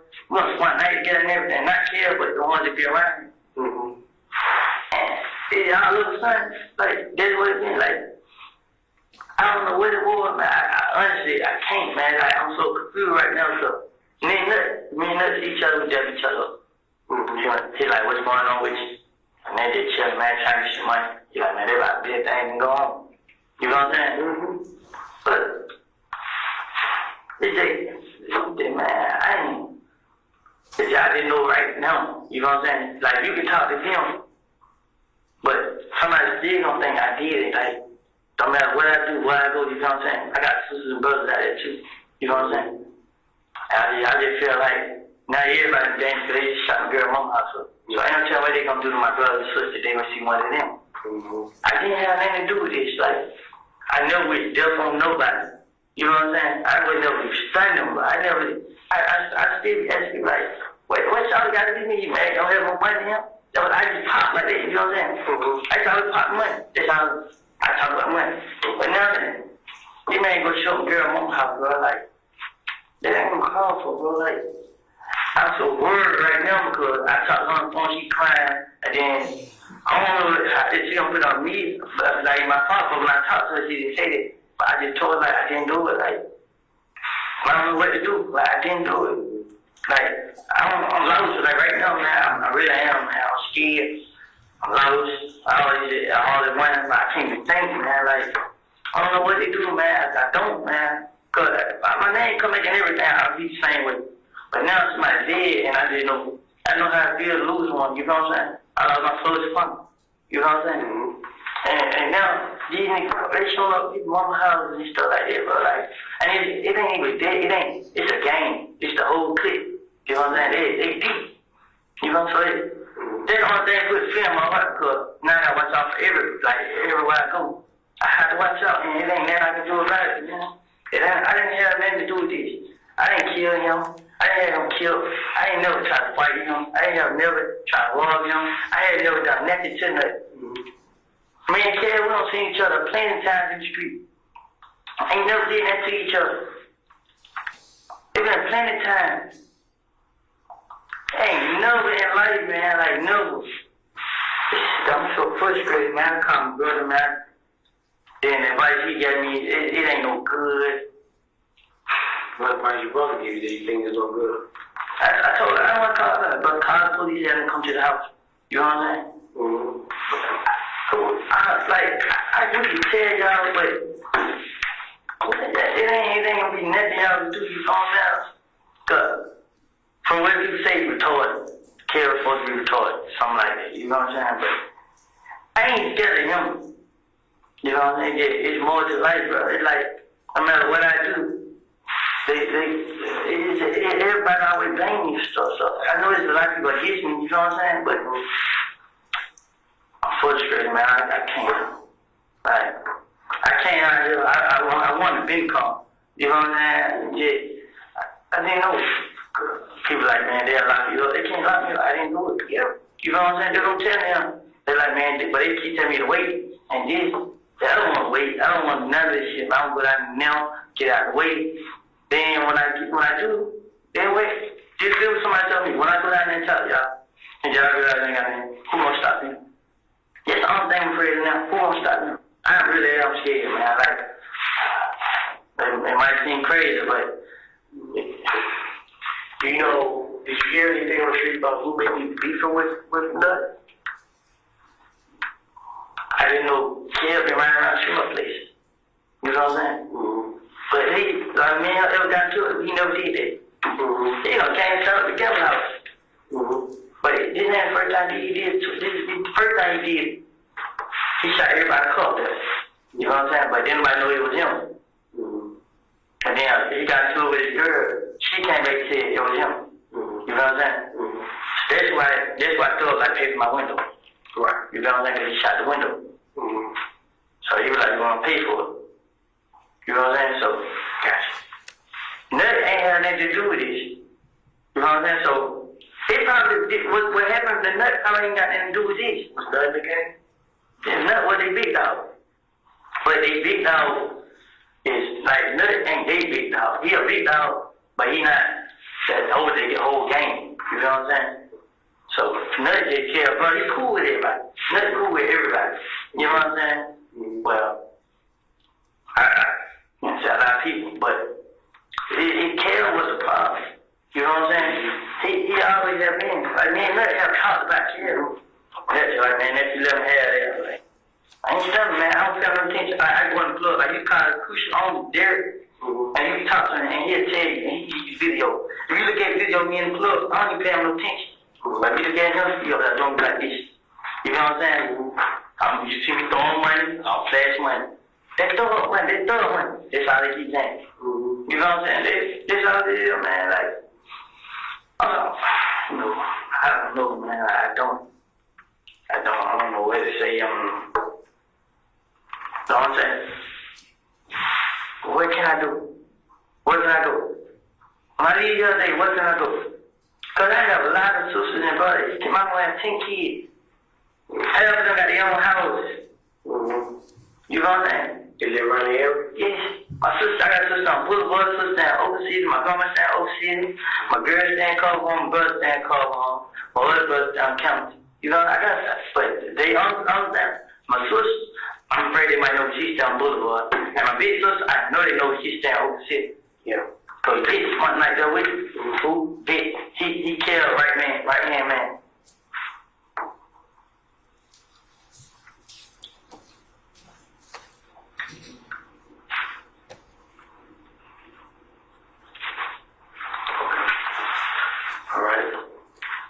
This will conclude the interview with Mr. Kenneth Copeland. Ending time is 03:48 hours, would be 3:48 a.m. Talk to your brother real quick, and that's okay.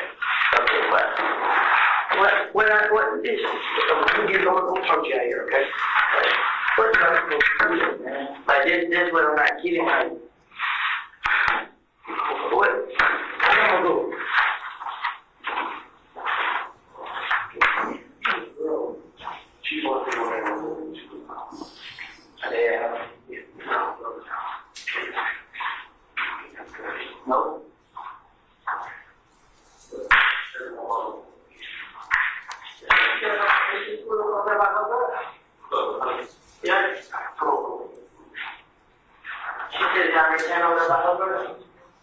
Yeah, sure.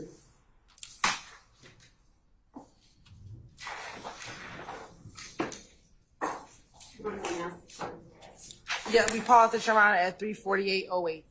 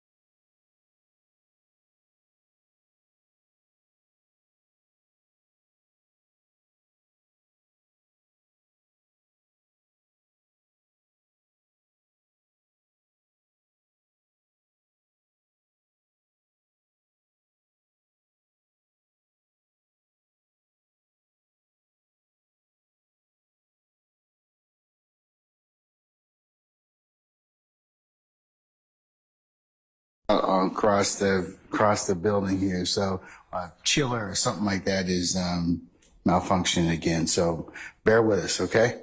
All right. It's working some. They tell me like 70%, but this doesn't feel like 70%, does it?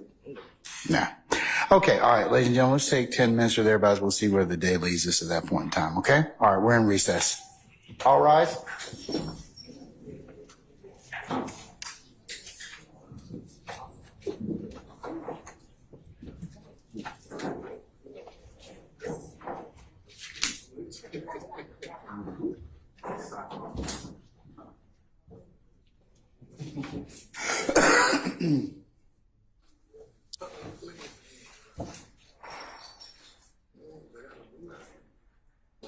All right, our jury has left us, ladies and gentlemen, we'll be in recess.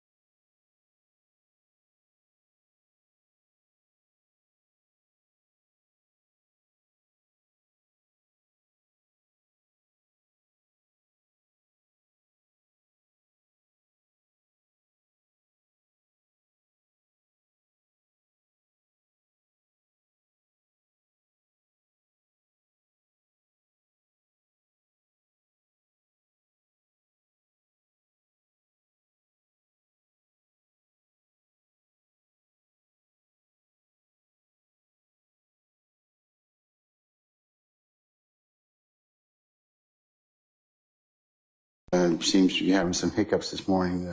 We have an outage across, in addition to the heat, we have our internet has gone out. So they're working on it right now. So what I'm going to do is just recess us until about 1:15, have lunch, and then we'll come back, see where the afternoon leads us. All right?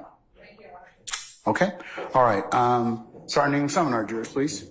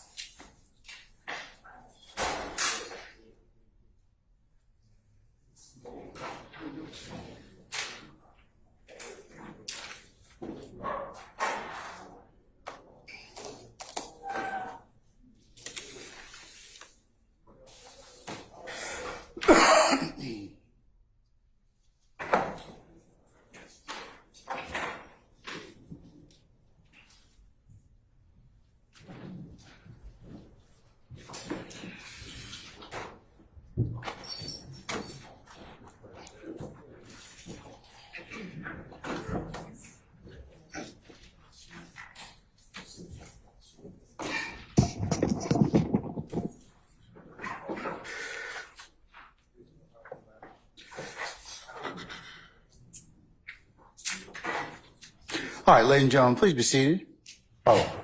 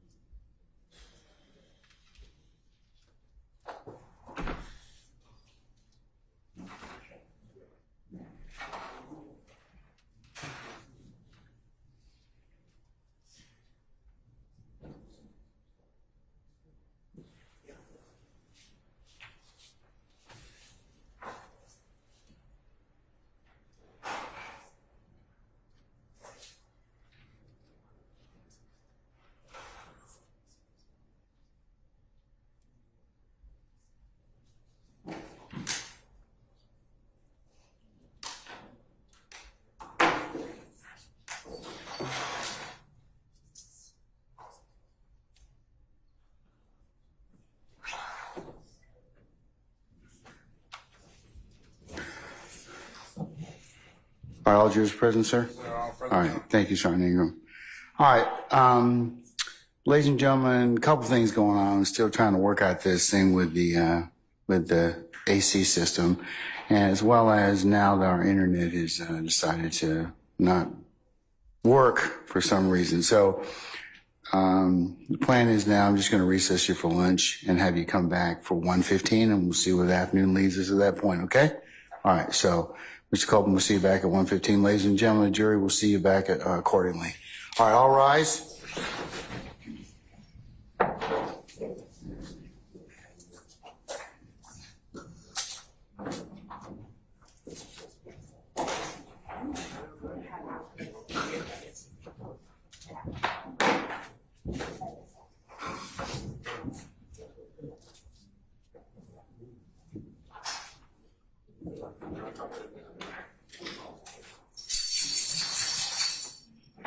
All right, ladies and gentlemen, please be seated. Our jury has left us. We'll see you at 1:15, okay?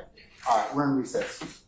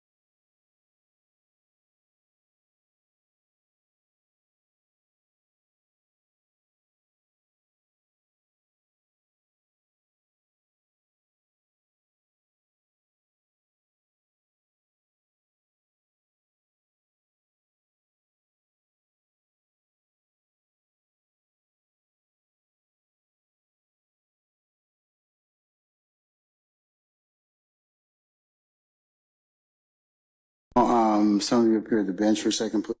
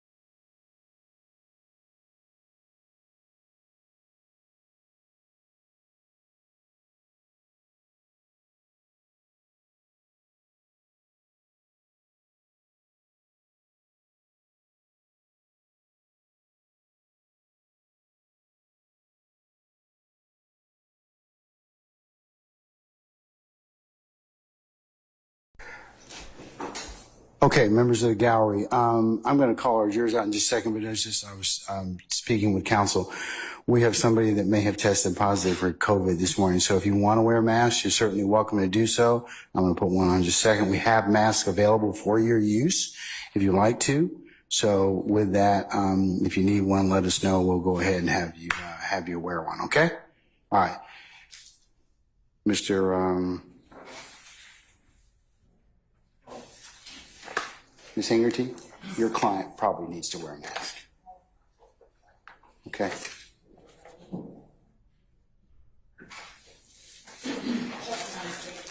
Say again?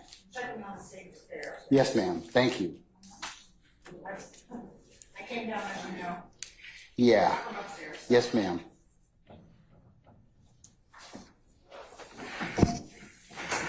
Okay, start naming all our participants here? Yes, sir. Okay, all right. All the jurors present? Yes, sir. Okay, let's bring our jurors out, please.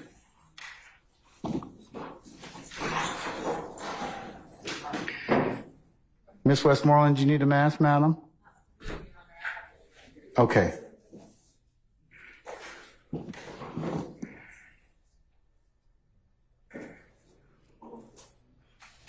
Mr. Kokomo, do you need a mask, sir?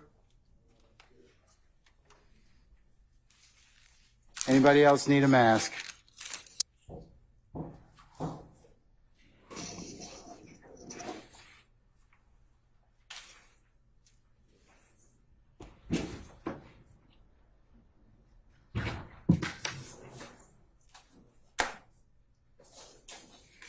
Mr. Matthews Jr., you have one? Okay, Miss Hingerty has one? All right.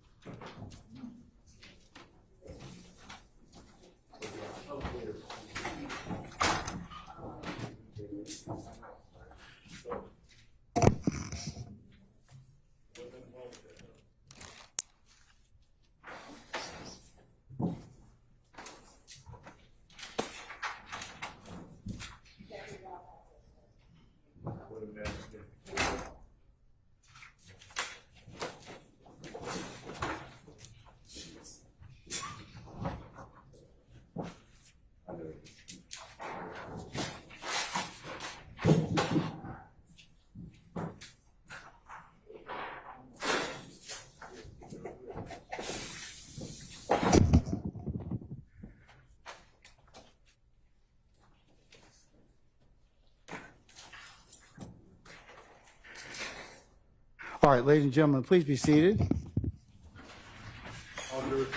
All right, thank you, Sergeant Ingram. Ladies and gentlemen of the jury, I've told everybody already, and I think you all must have gotten the memo already. Somebody in here may have tested positive for COVID exposure, so in the abundance of caution, we have issued masks to everybody. I would encourage you to wear them for the rest of the afternoon. I'm going to have the courtroom deep cleaned this evening, and your space in there as well, and we'll just drive on, okay? All right. Ms. Hilton? All right.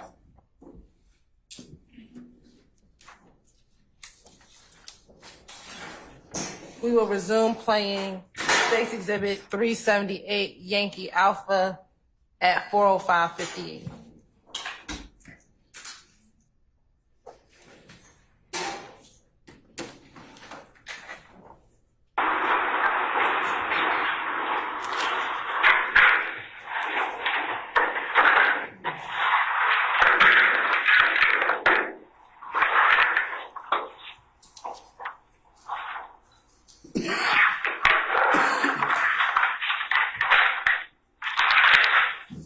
Picking up the same interview with Mr. Kenneth Copeland. We'll give information in reference to the homicide investigation of Mr. Donovan Thomas. It happened at 330 McDaniel Street, Southwest. Atlanta Police case number is 150102106. Today's date is still January 10th, 2015. Time is approximately 4 o'clock a.m., which would be 0400 hours. Okay. Mr. Copeland, go ahead and tell me what you just advised me of in the office. And you can, sir, you be in detail about what was going on today and every event that happened today. Okay. After I left my girl's house, my brother gave me the car. So when my brother gave me the car, I had to put up a mechanic. And the girl, she gave me a little bandage for my mouth. And I put a little song in my mouth. Mm-hmm. I left there, I went on Cleveland. I was with Lil D, pick up Lil D. You know what I'm saying? Mm-hmm. So Lil D was like, hey boy, they say nothing, you got shot. This first thing he said. Like, for real? And then he was like, yeah, we talk. So I moved to him FaceTime me, and he was like, he told me the same. I was like, well, I just heard the DJ told me. So he was like, yeah, he's like, you know the name that he's screaming? So I was like, who? I was like, shit, you know, I already know. He like, yeah, but even he got shot, so we wouldn't think it was a big deal. So like, alright. So moved to him like, you could come out. I was like, alright, come when you come out. So I got the phone with him. So I took Lil D down to the whole house. I'm gonna scream my name to the girl house. I done got this young. I put up at Georgia's house. I called her, she came out the door, she got out the door. I said, hey, where does JoJo live? She stayed on Metro 5 behind the Chevron. That's a little apartment.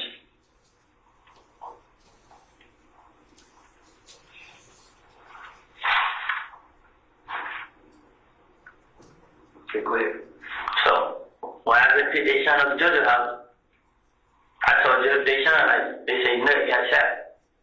And she was like, for real, the one, him and her dad know each other. She was like, yeah. I said, they said I did. Like, everybody on Twitter, like, R.I.P. Nut. So I'm telling her, like, damn, man, like, so she like, what we gonna do? I said, man, I'm gonna go out and talk to the police. She like, okay, this man they son something about. Mm-hmm. But I had, me and her rolled out. She said she wanted to have me. She ordered food. She got food. So we were going to my brother's house, because I was going to talk to my brother about what happened. I seen him tennis.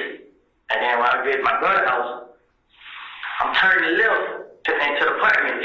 And where do your brother live? Come home. I'm Maury Avenue. I'm turning left from Pine Road to the inside the apartment where he stayed. I see this Camaro flying down. But when I turn left, the Camaro was like, they go straight. And then I go, instead of going in front of the door, I went around to the gate. So as I went around to the gate, I had the wrong gate card. Mm-hmm. So the gate card was to the shine apartment. So as I was kicking, it went go upside the head back to go park around in the front. Because I was going to tell my brother to call the police. So As I read back, I see the same Camaro fly up to the stop sign, but it was going so fast that it missed it. And they turned left behind. Like, when they turned left, I was in front of them. So I went to the stop sign, I made the left. When I made the left, I went to the next stop sign. I went to the next stop sign. There's two more cars flying in front of me. But they made the left coming down Front Road and to the front of me, and I was already in front, so now we spaced up. I turned left again to go back in front of my brother's door behind the church. So when I turned left, I looked back in the mirror. I told his son, like, them right there, duck your seat. So when she let her seat that I was leaving them, they pulled up to the stop sign. And they sat right there, they looked at us, and then they went straight. I got in front of my brother's door, I ran stop sign, I went right. I went to the stop sign, I went left. I took off, went towards the precinct. I went through the little what's name and got me Freeway, precinct where? Like on Lakewood, FTA. Okay. I went that way. I got on the expressway. I got on City Road. I was going to my grandma's house because I knew they didn't want to know that's my grandma's state. But before I got there, I had dropped his son off at Judge's house. And I got Judge dropped his son off. We took the car to Greenbrier in front of the police precinct. And there was a car there, so they wouldn't shoot nobody in the car and then like that. So we parked the car in front of the precinct, and then we rolled out. That's when I had Motul come meet me. Motul can't meet me then, and they son got to call me. So when they got to call me, we had went right there. We went to the where we go? We went right there to the McDonald's on Metropolitan, you know, it's right there by the little DP. So we went right there, and we went right there. I called my girl, mama called me, and me and her was talking on the phone. And she was just asking me like what's going on, and I was telling her like what was going on, and she was just like, okay, all I need you to do is just don't go out there and get yourself in no trouble. And I explained to her that I ain't going out there. I'm not going out here. I'm not trying to let these folks see me, but they go and shoot up my house and stuff like that. You know where you stay. So she was just like, it was loud where she was. So I wasn't expecting her to be at home. So she was like, okay, don't worry about this and that. So when I get off the phone with her, I called my brother. I was like, bro, I sent him 10 minutes, like, bro, I think I need to go down and talk to these police or something, cause I like, cause I ain't do it, and I wasn't nowhere around. So my brother, like, he called me. When I tell him, he called me, he was like, all right, and he was at the restaurant, the bar in Canada. So when I called him, like, but they shot me, so I like called they shot mama back. I mean, they shot like they shot my mama's house, she was crying and stuff. So right here, I called my brother, he ain't answer. I called my sister, she ain't answer. So I'm trying to call and tell them, they house, but my brother called me back. So I go, they shot mama's house, what Brittany? He like, she at the house. He like, I heard her go down and call the police, just like I told him. He like, okay. So what he did was, he heard her went to his house. When he got to his house, he called me like, I'm at the house, like I'm getting ready, like call the police, bro. Call them and tell them to come to the house. You know what I'm saying? He like, you want to talk to him? I'm like, yes, I want to talk to him. He's all right. So as he did that, they shot dad called me, and he was asking me like, what's going on? And I was telling him, I explained everything to him, and he was like, what kind of car did you drive? I was like, there was a red Camaro with a black top sign behind it. You know what I'm saying? And he was like, what else? And it was a gray car. And I think there were two gray cars, if I'm mistaken. So he was like, all right.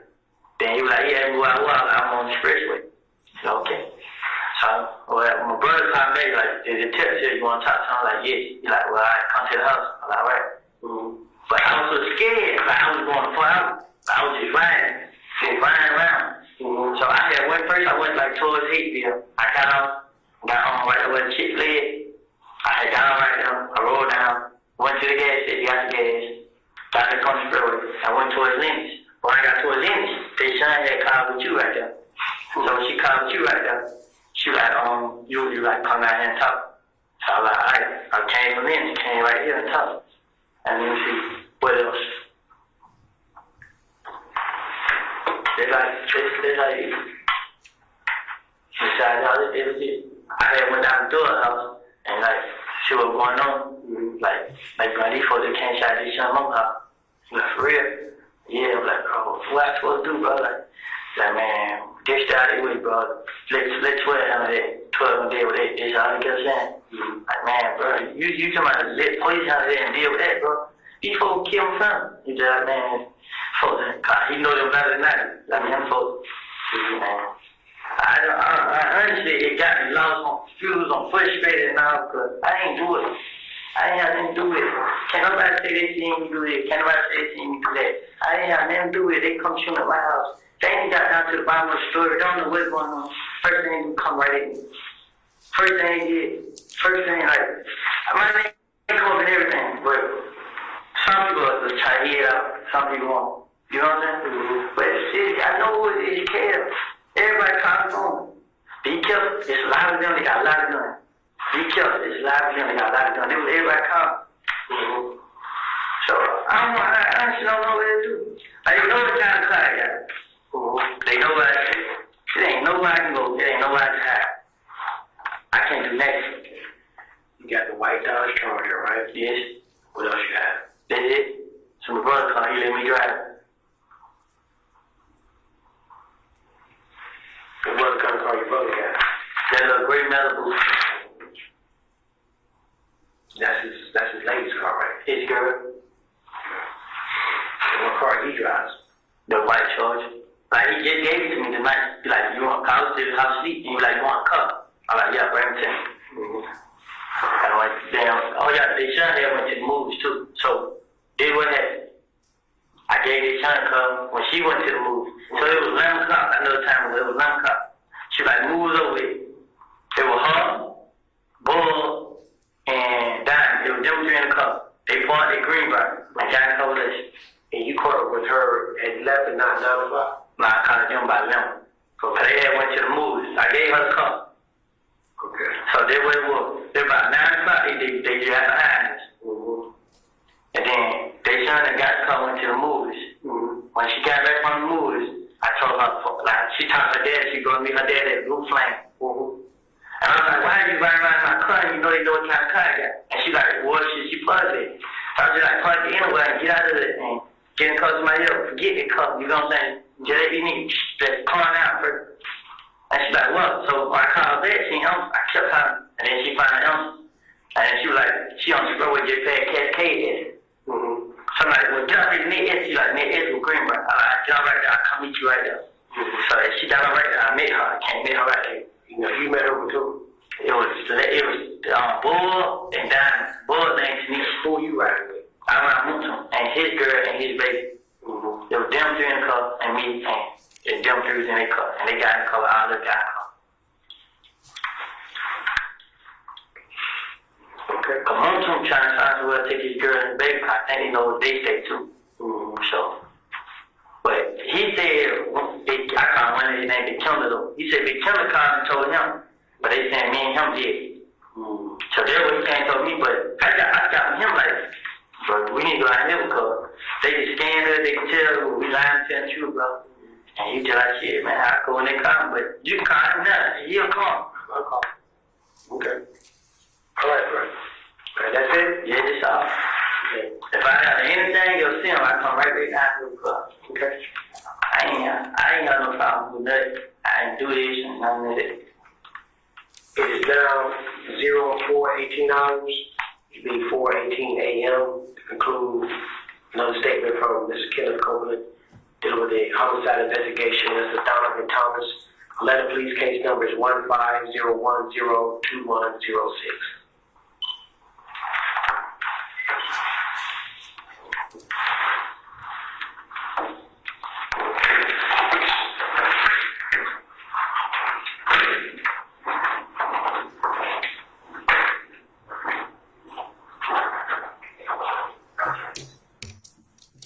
Your Honor, state will conclude playing at 4:18:08.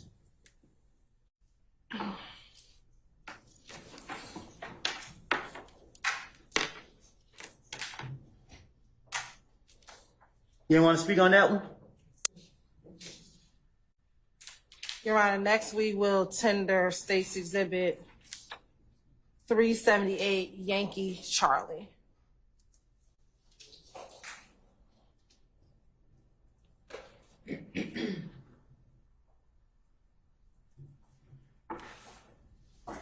Any further objection to State's 378 Yankee Charlie? Which date is this? This February 20th? Yes. Okay, so Same objection. all right. It's admitted over objection and may be published as you see fit. Thank you, Your Honor.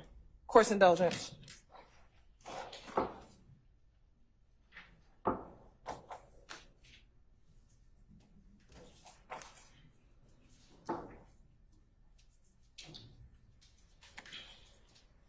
Permission to publish, Your Honor. Yes, you may.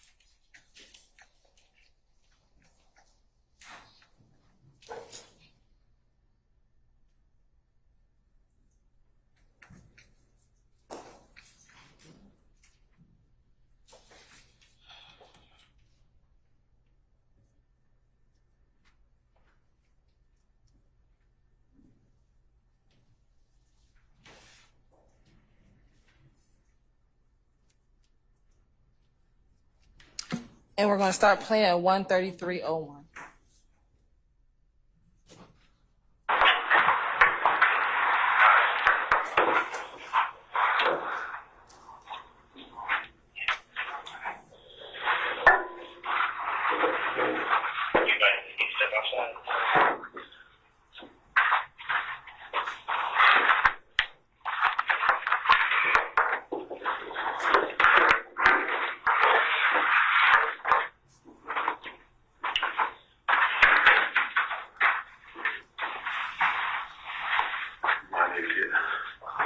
Need to get a statement for you to sign real quick. And once I get that, Yep. You ready to go, babe? You tired? I gotta get.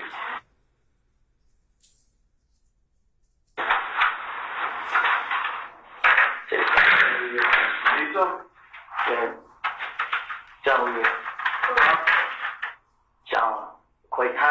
Oh, okay.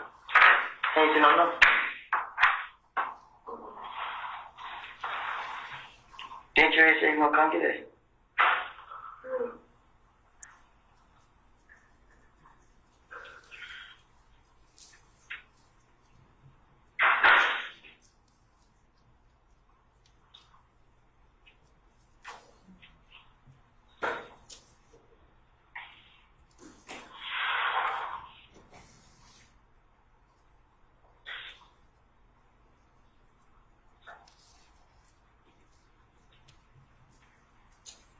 How do you get so many followers?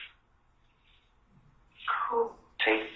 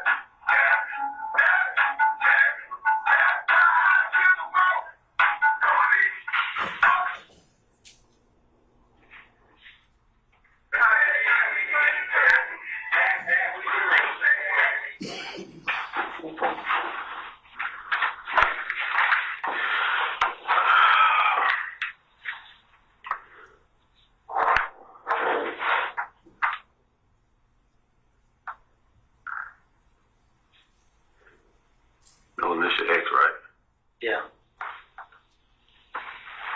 Your son got your first name is your middle initial, right? My middle initial is X. Is it? But ain't that his first name? Your son. No, that's his son. My last name Copeland. Huh? He's talking about your middle name. Is that her first name? Oh, yeah. Yeah. Oh yeah. Yeah. Okay.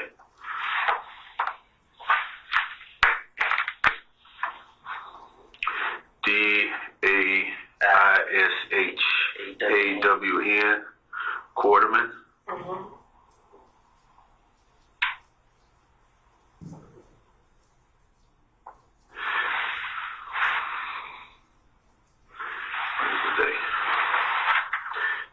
Another day. I think when that happened yesterday, didn't it? Yeah. No, it was the 20th February 15.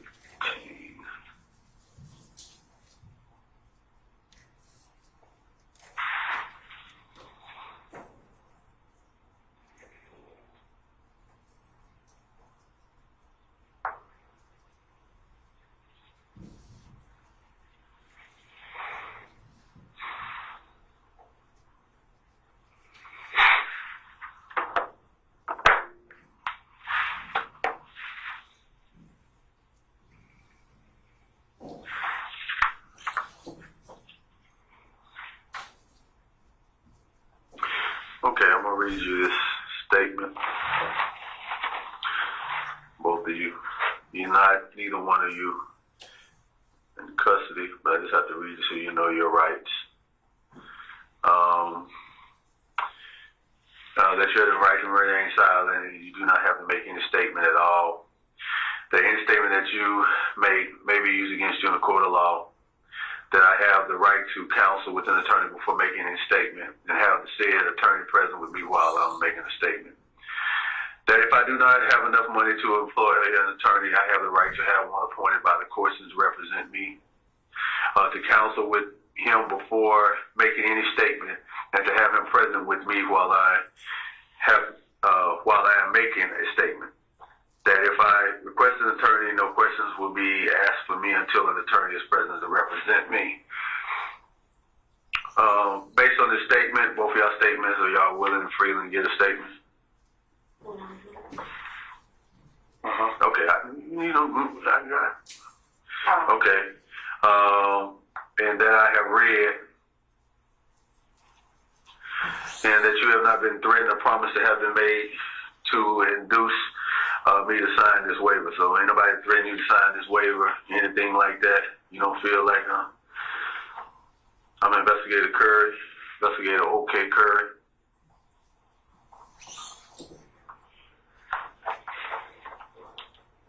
What you drop? Oh, now I'm trying to figure out how it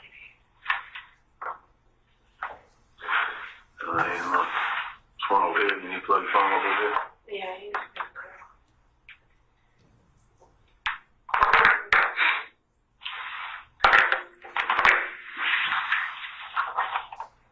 They don't be blowing up, is it?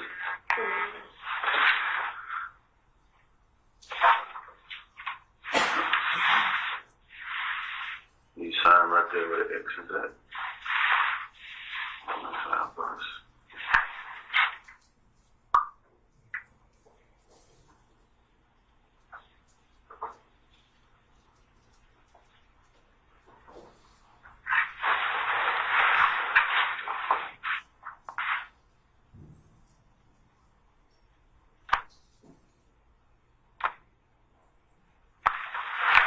All right. Go on the road and get it over with. On the 19th of February, about what time what were y'all doing? I'm gonna start with you. On the 19th of February, you was doing what? When in jail. Yeah, just what happened. Oh, I was calling around trying to find a ride to take my baby to the hospital. And my mom boyfriend was on the return car. So his brother came around. And he dropped his brother off at home and came back. And he came inside the gallery and came out the door. And by the time we got in the car, he was like, hurry up and get in the car. I just looked back, somebody brought their window down, they started shooting. And, we got out the car, went behind, got the little building thing. And, they were still shooting. He wasn't the man who put the gate code in, we went inside. So I went to my next door neighbor. You and your next door, do you know what apartment your next door neighbor is? Mm-hmm. What apartment you live in? 3104. The street address? 156 Mar. 156 Mar? Mm-hmm. Avenue or street? Avenue. Avenue? Okay. And that's where you reside? Mm-hmm. That's the location you reside with your mother? No. Who is that? It's my place. That's your place? Mm-hmm. With you and your baby? Mm-hmm. Are you, okay. All right. You get public assistance? Yeah. Okay. Through Section 8? Based on income. Based on income? Mm-hmm. Through Section 8? Or just based on income? Based on income. Where you working? Nowhere right now. Okay, but you was working? Yeah. Where were you working at? Turnerfield. Turnerfield? Mm-hmm. Oh, yes, that's a seasonal job. Mm-hmm. Okay, okay. What's your date of birth? 8/29/93. 8/29/93? Mm-hmm. Okay. Now, how do you know Kenneth? My baby dad. Okay, I'm asking you a question. So you know Kenneth Copeland because he's your baby dad? Yeah, I've been knowing him. For how long? We've been together 4 years. 4 years? Mm-hmm. Okay. So you know him, he your baby daddy, y'all been together, and y'all have? What we have? A baby. A baby. Mm-hmm. And what's your baby's name? Azaria Copeland. Azaria Copeland. How old is Azaria? She 8 months. She 8 months. She 8 months. Mm-hmm. What is her date of birth? 6/17, June 16, 2014. 2014. Mm-hmm. So when the shooting took place, was your baby there during the shooting? Mm-hmm. He had pulled behind the car. Okay. And then when he put in the car, then you noticed the shooting. And then y'all, did you get the baby out during the shooting? Yeah. Okay. All right. Kim, tell me what happened. She was in the game church. Okay. I walked out there, the little bird know we coming out there. When I got there, he just dropped him off at his house, and then I take her and baby down to the hospital. Okay. What high school were y'all going to? Scottish Rite. Scottish Rite? Mm-hmm. Okay. And by Lennox? Yeah. Okay, okay. Okay. So I went to drop my brother off at the house, and I'm like, can't bet. Where your brother live at? He stayed over the street. He stayed on, I think it's Maury too. Mm-hmm. He stay on Maury too? Yeah. So you stay in the same, do you stay with your brother? Yeah. Okay, okay. Now that's where you stay at based on your probation? Yeah. Okay. No, I stay there. Like, there's my clothes and there's like. Oh, is this where you stay? You and him stay together? Yeah. Okay. Well, I just come out of her house with me and him, like, not me and him, but man, I ain't getting to it. I go back home. But I just come chill with her and I go back home. Okay. But I dropped him out. I came back down there. What time do you come down there? What time do you go down there? What time I came out? Yeah, yeah. I been out there all day, and then I had left about 8, went to the house chilling. Then she was like, she nagging all the time. The baby ain't nothing wrong with the baby, but the baby kept crying. Yeah. So my brother gave us a call to take the baby to the hospital. Okay. But when I was coming out the door with the baby in my arm, I was always looking around. Cause ever since I always just, when I come out, I had a bad dream about a long time ago before we stayed. Okay. But when I always come out, I always just look around. And when I ride, I look back. If I see the cut, stop sign. So I was watching the cut as I take the baby to the cup. I'm telling her, like, hurry up. So I put the baby in the cup. But I was still looking at her. So I heard put her in the cup. I'm like, hurry up, get in. So when I told her to get in, the cut turned outward. So I walked around to the driver door. When I walked around to the driver door, I opened the door. I didn't know if to get in. But I'm watching the cut. I'm staring it down real hard. And then I seen the one. I don't know if it was going down or they just cracked it. It was halfway up, halfway down. Okay. They just seen him stick their hand out. I just seen him just start shooting. I ducked. I ran around, grabbed the baby out the cup. I was thinking they were going to shoot the cup. Okay. I grabbed the baby out the cup and told her, come on. When I grabbed him out the cup, I just pulled my gun and I just shot back. When I shot back, they stopped shooting. I stopped shooting. Okay. come on, we ran back in the house. But as we ran back to the door, we had to put the code in. They started shooting again. I shot again. I shot 2 times. Then when I shot 2 times, I just see them red. Boom. So when they red, I really panicked. So I heard put it in. I looked back at him, because he angry tight. We did all out. I see him turn around and run from him. When I see him turn around and run, I heard her put the pin in, open the door for her. She ran in. She went to her door. When she went to her door, it went open. Okay. Then she got keys in the cupboard. Then she just started thinking. Being on NATO was out there. They was out there. They ran back in. I forgot they was out there. So the next door neighbors, they was out there during the time. They got shot too. They got shot too. I just like that. Because I picked her stuff up off the ground and took it back in her truck. The lady girl with the dreads. For her, it was 3 of them. To my boy. They was out there too. Just to think about it. Because that's what made her knock on their door. They opened the door, let us in. I used her phone, I was engaging from her phone. I called your phone in. I used her phone. I called my brother from her phone, but they just shot at her. I would get him called the police too, because the police take so long. And then, when they came out there, so I had peeped out, I was peeping out people, but I ain't seen no police walking the little door with me. So I opened the door and stuck my head out. I seen police out there, so I ran out to the police. So when they seen me, they put the guns on me. I put my hands up like, man, look, man, I just got shot at. We got shot at. So when they recognized who I was, they acted like they about to lock me up. So they me standing there in the cold. And I was explaining to them what happened. And where the guys going, they wasn't standing, they just standing there. I'm telling them where they ran it. But after that happened right there, then all the police was there then. Okay. So why would they be still shooting at you?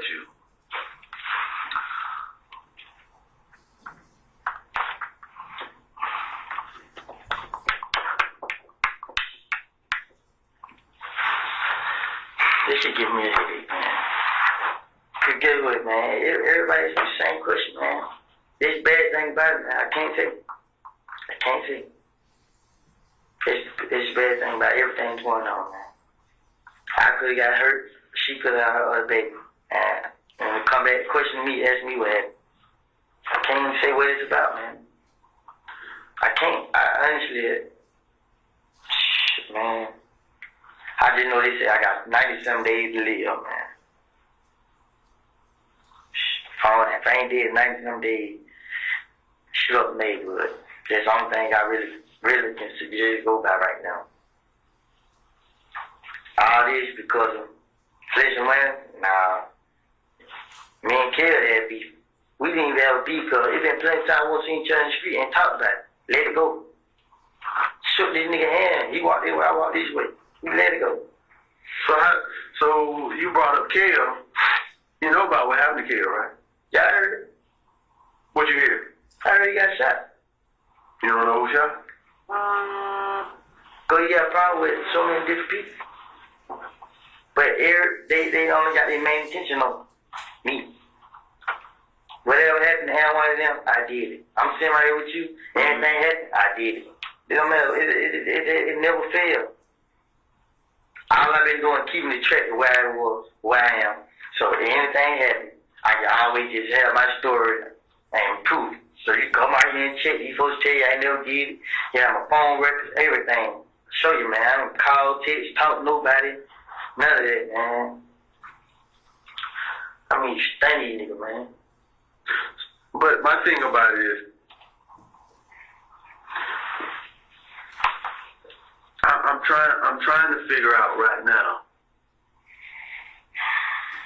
They done shot up what? Your sister's house? My sister, my brother, her mama, my other partner, man, about 5, 6 people's house. So they shot up 5, 6 people's houses looking for you. And if they can't get you, they trying to get them. No, I don't know what's going on, cause truth been told, man, I've been in the streets.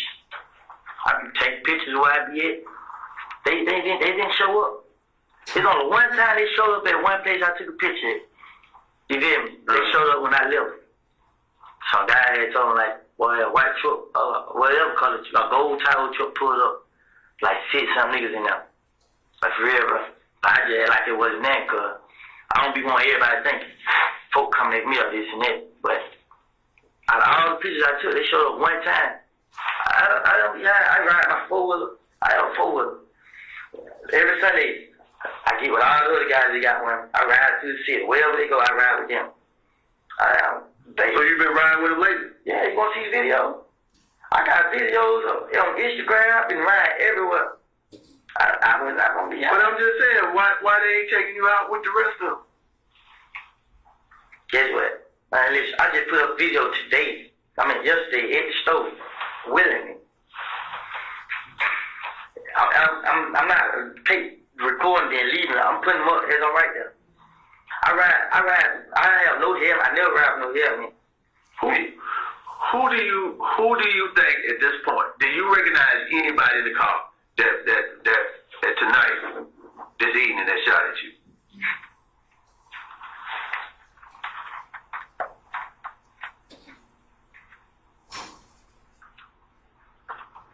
Do you recognize anybody? I couldn't even see that face.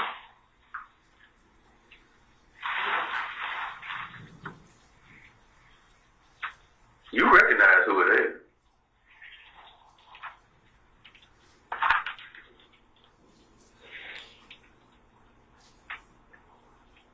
I'm just waiting on you to be real with me about it. It won't stop me. So you saying the loyalty, not knowing who is out here shooting at your baby mama and your baby ain't gonna stop it? Cause you can't sit here and tell me today who you recognize as the person who was shooting at you. If this stuff was loyalty, if they had, all the rules of the gangsters of being a gang member, all this other stuff, you don't truly mess with family. You mess with everything else around. You don't come to the house.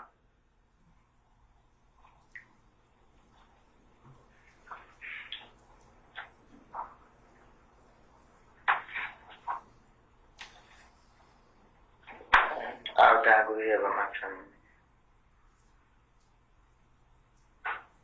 I didn't do nothing. I didn't kill nobody. I didn't shoot one of them. I haven't done nothing to them. I honestly haven't. They've been shooting up all these houses. I haven't retaliated not one time. I'm gonna tell you why I haven't. Because I feel like police out to get me. Gabriel called me. Guess what? Gabriel called me. I put all my pride to the side and put a lot of faith in her to handle this. And guess what? Still going on. You know why it's still going on? Because we only getting half of it. You know one of the dudes that sit in that car that shot at you, and you were sitting here today and won't tell. How do you think we're supposed to help you in all this stuff that's going on? It's the whole gang got them. They might stop. And so I don't even understand it.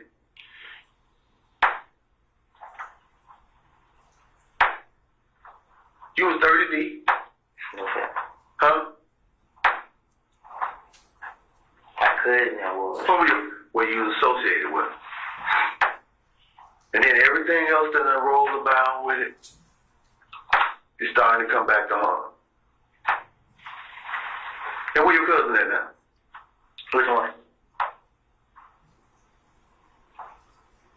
Which one? The other one. In jail. Both of them? And you out here on the streets trying to survive.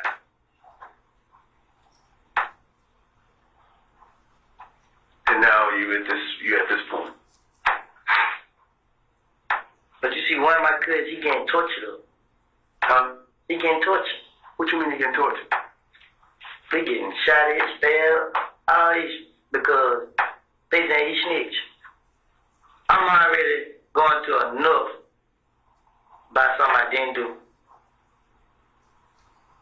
And I know if I was to tell you what's going on, which is I know they're going to be on records and all this here, and we got to get a lot of them, get his skirt package. First thing you're going to do, send 2 places, to street and to prison. And float it all around, sit up now, and went all around prisons with my name over there. I'm not going that way talking about wasn't no way. I'm not going to none of that. Nigga that shot at me, my girl and my baby. I almost shot my face off. As we were running, I'm not for sure, but I thought I heard one of the bullets hit that car seat or graze the car seat. I don't know. Did you, when you got the car seat in there, did you see any bullets in it? No, I wouldn't look at it. I went through all this, man. I ain't doing nothing. So you telling me that you can, maybe it didn't or maybe it did, hit that car seat. But you telling me right now that loyalty enough to the streets, which the streets is coming in your house, shooting at your baby mama and your baby. They're gonna make a rest on me. They're gonna make a rest on me, man. You're a better man than me. No, I ain't. I don't look at myself as nobody. I just know what the trouble I'm putting myself in. Just know. I don't have nothing. I don't have nothing, man. Can't go to no job. Can't do none of this shit. I know the street's gonna be a field. All the things going on right now, just waiting on you need to catch up me and kill me. So how do you feel that you know that they gonna catch up to you and kill you? How does that make you feel? Just take care of my family right now while I can. Just what I've been doing. I can't run from it. It's a game. It's a whole gang after me. Different niggas every day. It could be different niggas every day. It could be different niggas every 10 times a day. What gang after you? What gang after you? Where's your phone? There's a phone out there. There's a phone out there? The only time, No.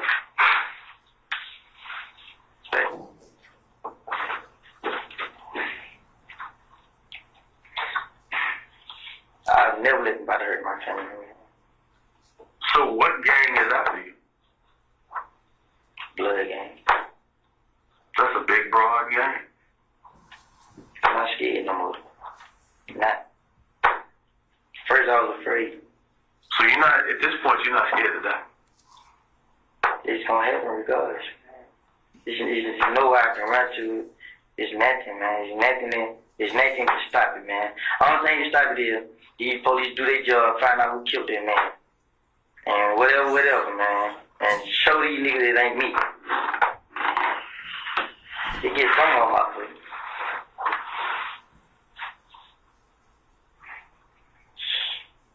Shit crazy, man. My head hurt, man. I've been stressed way before this shit happened, man. Only thing about it, man, they slowed down on the show. I thought they started finding out what's going on. And just pick right back up. For somebody you know, that you won't sit here and tell me who it is. But it's okay. It's okay. It's not that, man. It's consequence behind, man. Well, The streets are worse. The streets are worse, man. It's worse. Well, you saw the car when it hit the tree. I mean, you saw the car when it hit the house. Yeah. I watched it jump out. And you watched them shoot at you again. How many was in the car? 3. 3 people in the car. And you knew one of them. Or do you know more than one? Huh? You knew one of them? I know you knew one of them. Your face tells the story. Now, out of all the ones, I mean, you might know the other one. But I know you know one of them because the face tells the story. Because the face tells the story of somebody being close. That you trusted. It ain't that. Truth is, man, I want to say it was that person because I'm not 100% sure. But I know I'm the one person that knew where the house was. I don't want to get the wrong person locked up.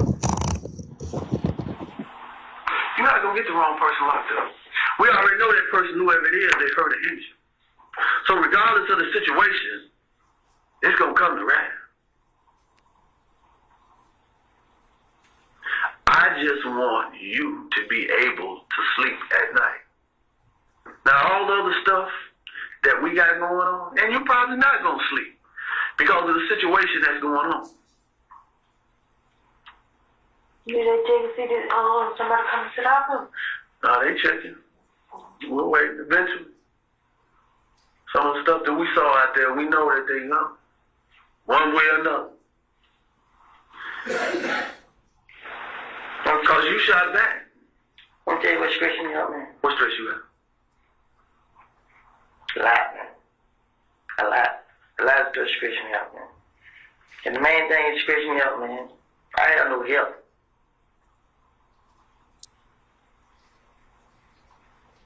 What help do you need?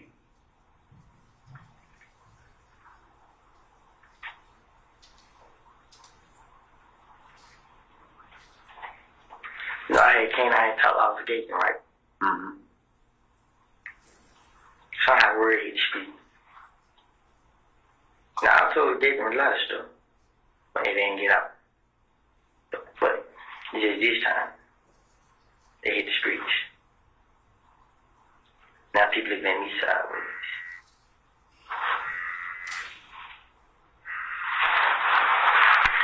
That's mine.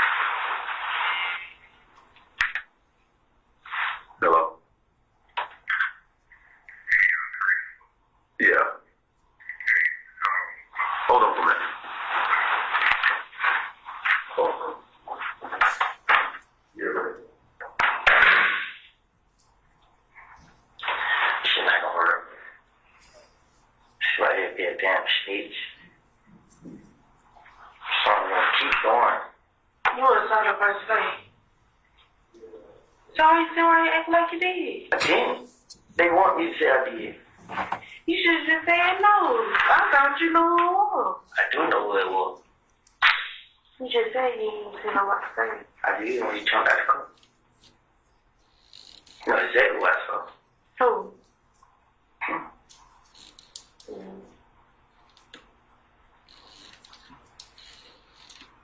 She got me busy, man. My blood pressure up. I had to be walking somewhere right there. I saw him still in the police right there. They had to be walking They could have ran up the car. Could have ran up the car. But had somebody come get them.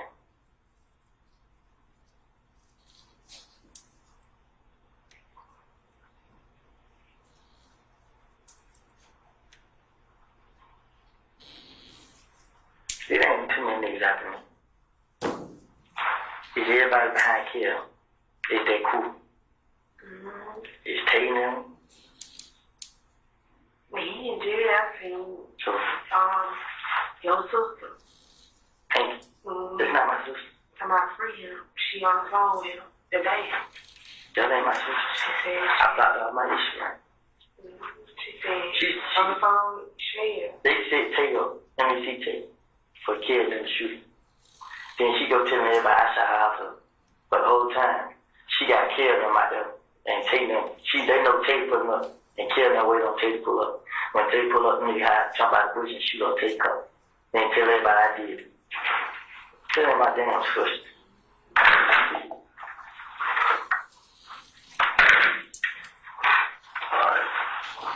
Well,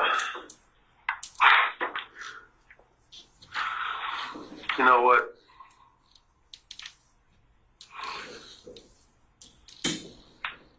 We got some things we gotta deal with on the other end too. Now you know you convicted fella. You shooting a weapon.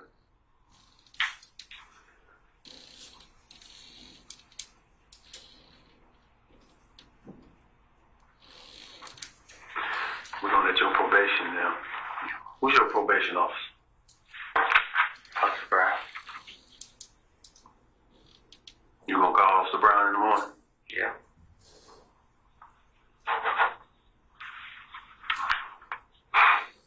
You know his number?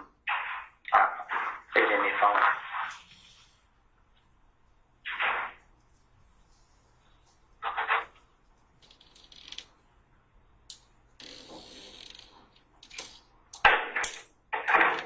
I didn't know the phone. It was in the car. Okay, so Officer Brown's your probation officer? Yeah. You need to tell Officer Brown he need to call Investigator Gaither.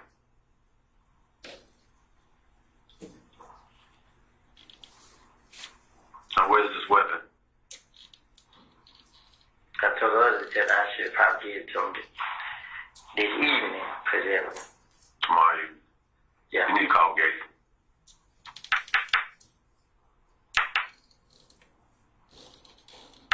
When you call him, so he gave you a number? Yeah, he gave me a card. Okay.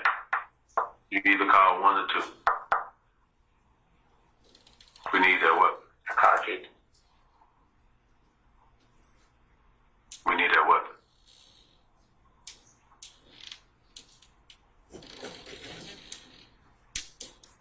You need to tell your probation officers the whole situation that happened.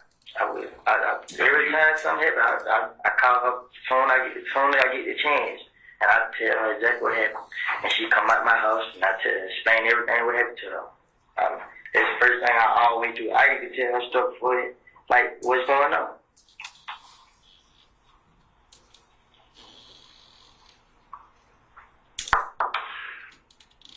You need to keep in touch with Gator. You need to lay low. Very low. No more of this riding motorcycles out there doing all this other stuff, hanging with the homies. Because I know somebody close to you. And it's somebody hurt, especially the way their car is. So regardless if you tell me now, I'll find out later. We'll find out later. Then we find out later. You still got to say who that person was.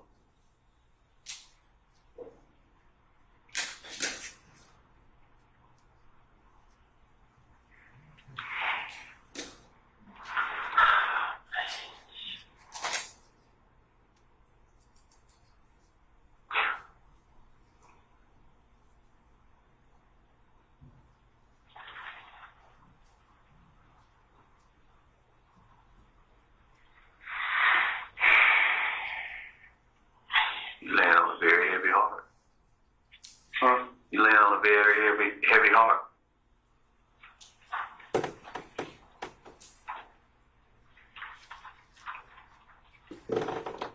Deshaun.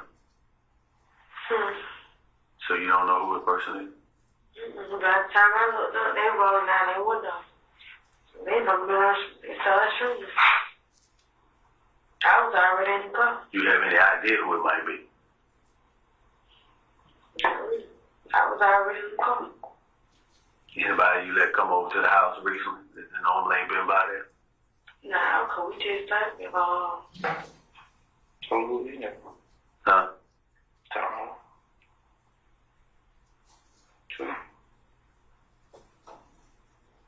Yeah, let me do something. Who is? Don't know who you know. Who is? Been there. Been there. Who is? I got a problem with. No, tell you. So you gotta put this tag.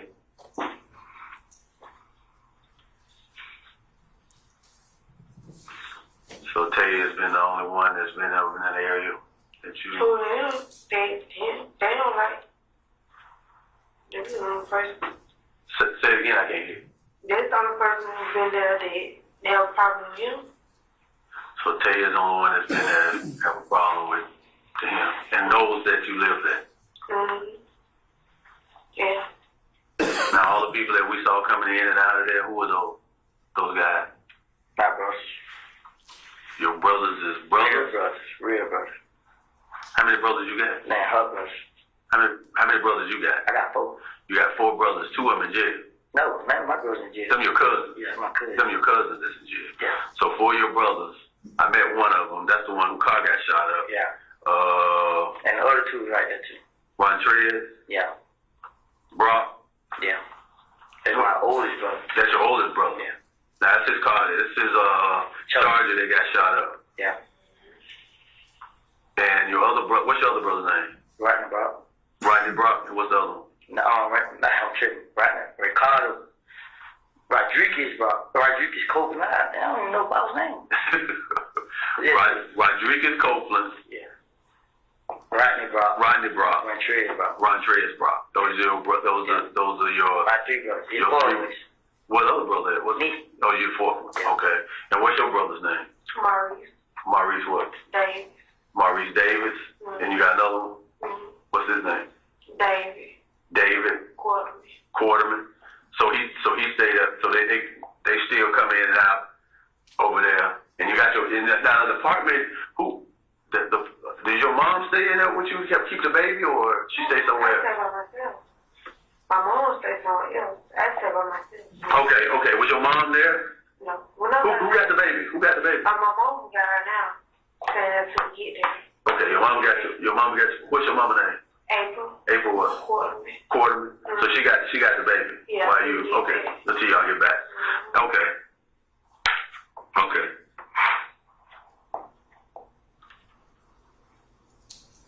You the what? Youngest, oldest? I'm the youngest. You the youngest boy. Yeah. You the youngest boy.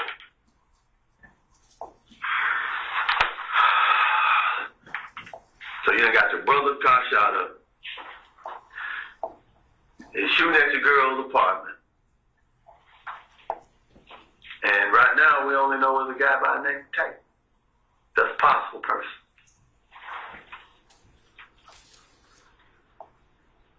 You know where Tay come from? What area you live in?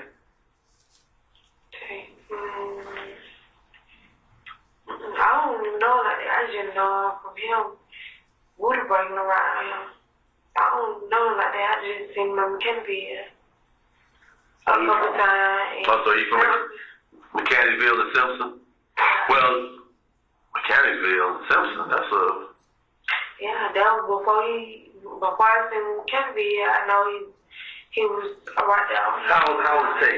He about your age? He older? He young. Oh, he young? He young man.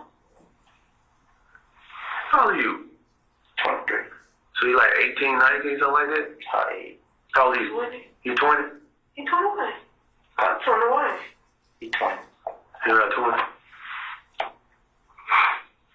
So it's Tay that lives on that's Mount Simpson and was over on Simpson in Mechanicsville. That's 2 places he. We started hanging when he came to Kenneth. You started hanging when he came to Mechanicsville, but he said he's from Simpson. Well, yeah, That's where he's from. that's where he's from Simpson, but you met him over there in Mechanicsville. Yeah. He went to call. We used to be at call playing basketball. Well, one thing I want to tell you, you gotta look at her. You gotta look at your baby girl. Full circle. You had a lot to think about tonight. And how many people in this wide scope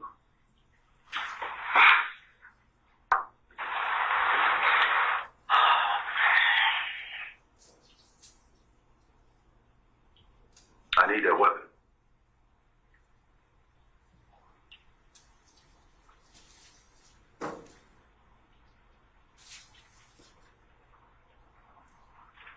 Because that's going to be crucial. That's going to be crucial. Say crucial.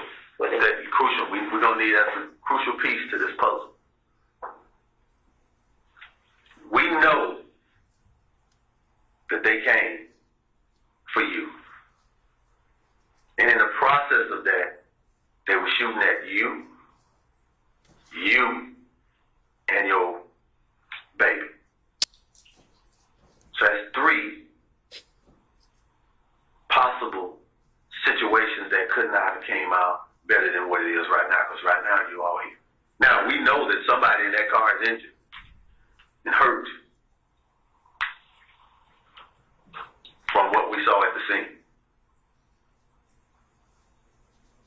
And possibly shot. But what I'm saying to you is, you want to lock me up.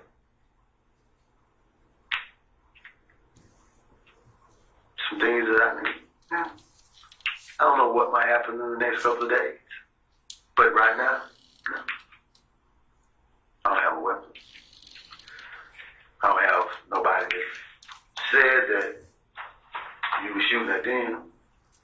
But in this situation, we know that they were shooting at you by what we found. Now you there. And the one thing that I want to say to you, that you're a better man by coming up and admitting that it was you. You could say somebody else was shooting at you. But you was defending what's rightfully yours. Even though you're not supposed to have a weapon. But I understand the streets. I understand the streets. And I understand that when you're on the street, sometimes you got to survive. If I didn't shoot back, man, I probably would have died. But we probably would have died. If I didn't do what I did what I did. Because I know for a fact, when I ran around, the car wasn't moving no more. They stopped the car. The only way they moved when I shot that. The only way they crashed, because I shot at them. It's the only way. They were still shooting. Every time I shot, they stopped shooting. Every time I stopped shooting, I tried to get back in the house. I wasn't trying to hurt them, just trying to get us away. That's all I was trying to do. If I did hurt, I'm not mad about it. You was offended. Some fact is, they had a clear view of me. They seen me walk to the car with the baby. So they knew you had your baby. They saw the baby. You seen the baby mama too. And they didn't care. They did.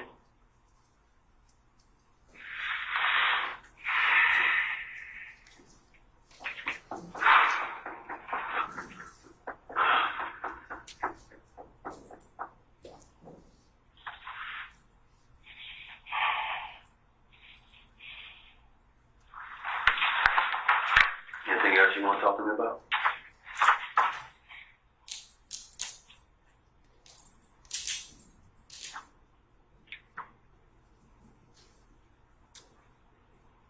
How do I survive this? How could I survive this? I can't go nowhere if I don't have any money. Let me tell you what. I'm broke now. Because Gabriel called my phone when I was in front of the door.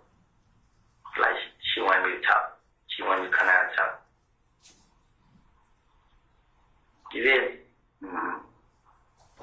Everybody right there. You feel me? Here's what I did. I left one down here and talked to her. Now, she like, everybody look at me like I'm a snitch now. It's just like, I can get money. You know, I was just getting money just by doing nothing. It's like, hey man, I need to buy this right here. Just hanging around. Go to the mall, you pay for everything. Birdman, they all them. Yeah. Now, I'm came out here. They think I'm a snitch. Why'd you come? Why I come?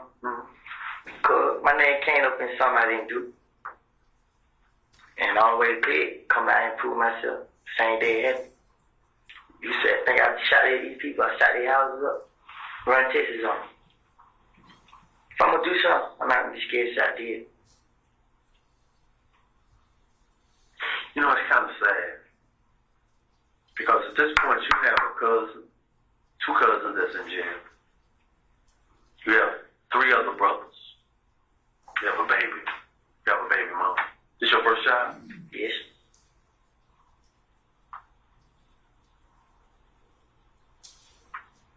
Do you think that you'll be able to see your child grow up?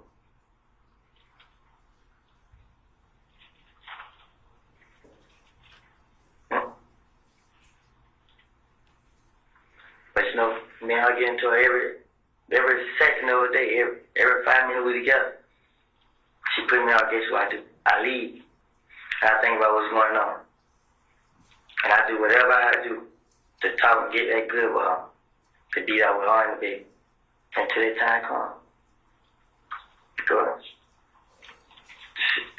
for what I've been witnessing and been seeing lately, I've been saying God has been with me.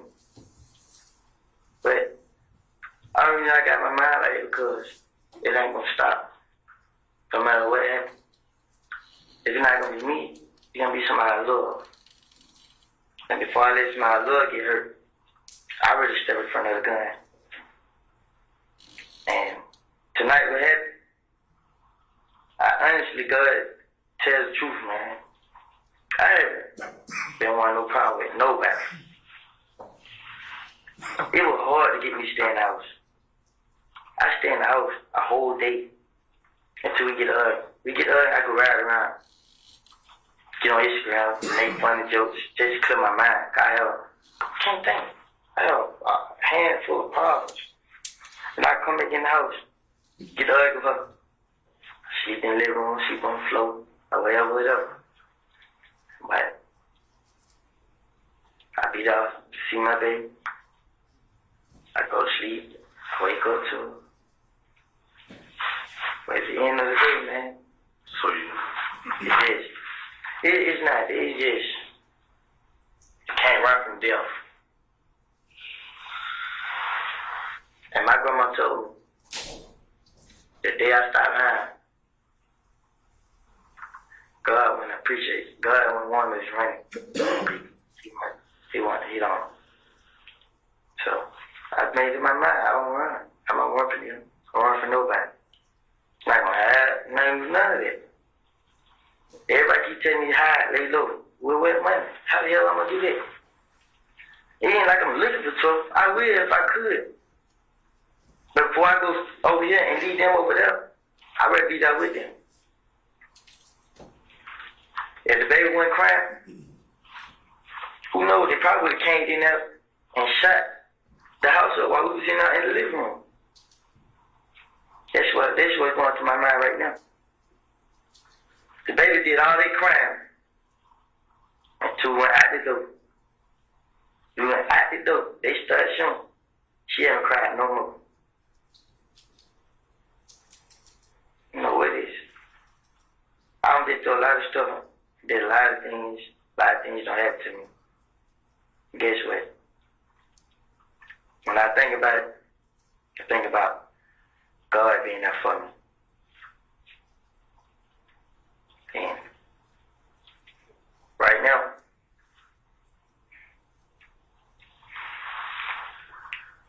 I ain't done that, man. That's all I ain't shot that nigga. I ain't killed that nigga. I ain't had nobody to do it. I had nothing to do with it. Didn't have a problem with it.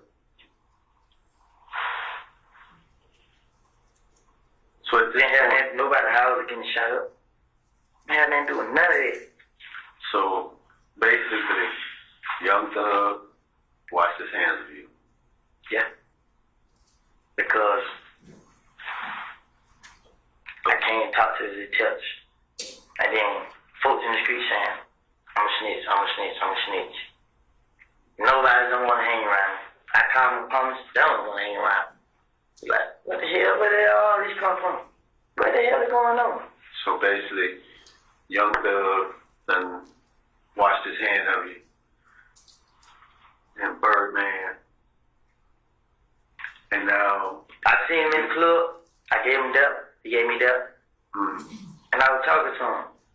Then he wouldn't even talk back to me. He's just like, yo. Shit. You was like, what the hell you been at? You feel me? But what he did do, he called when you're happy. Like, everything, all is okay. You feel me? But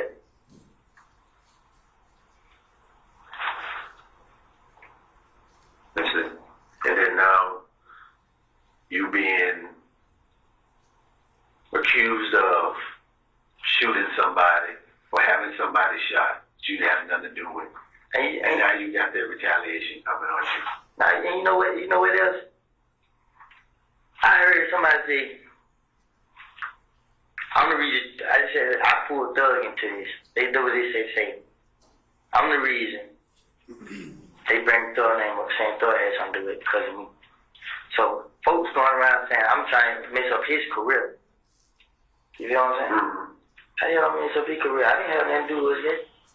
You know, I didn't. I don't know what the hell is going on. So do you think somebody based on this situation hating on you for what you had? I know for because you came from where they couldn't get to. I know this him. But I'm 100% sure. He started this. He was me and him always had a problem. None of his crew members, none of them never had a problem. None of them. It was always him and me and him. You and who? Me and Kev. You and Kev. It started with me and him. That's how it started. Now, did you take something from Kev? Never in life. Never in life. What did he take something from you? Never. He tried. He tried to take money from him. Last time we was in the club, punched me in the face, tried to go and fight with it. I hold on to the money. Nobody take no money from me. You feel me? They jump on me. Boom. Come out of the club. They went their way, we went our way. Then, 5-6 days later, there was Monday to whatever day it was, Friday. Nigga get killed.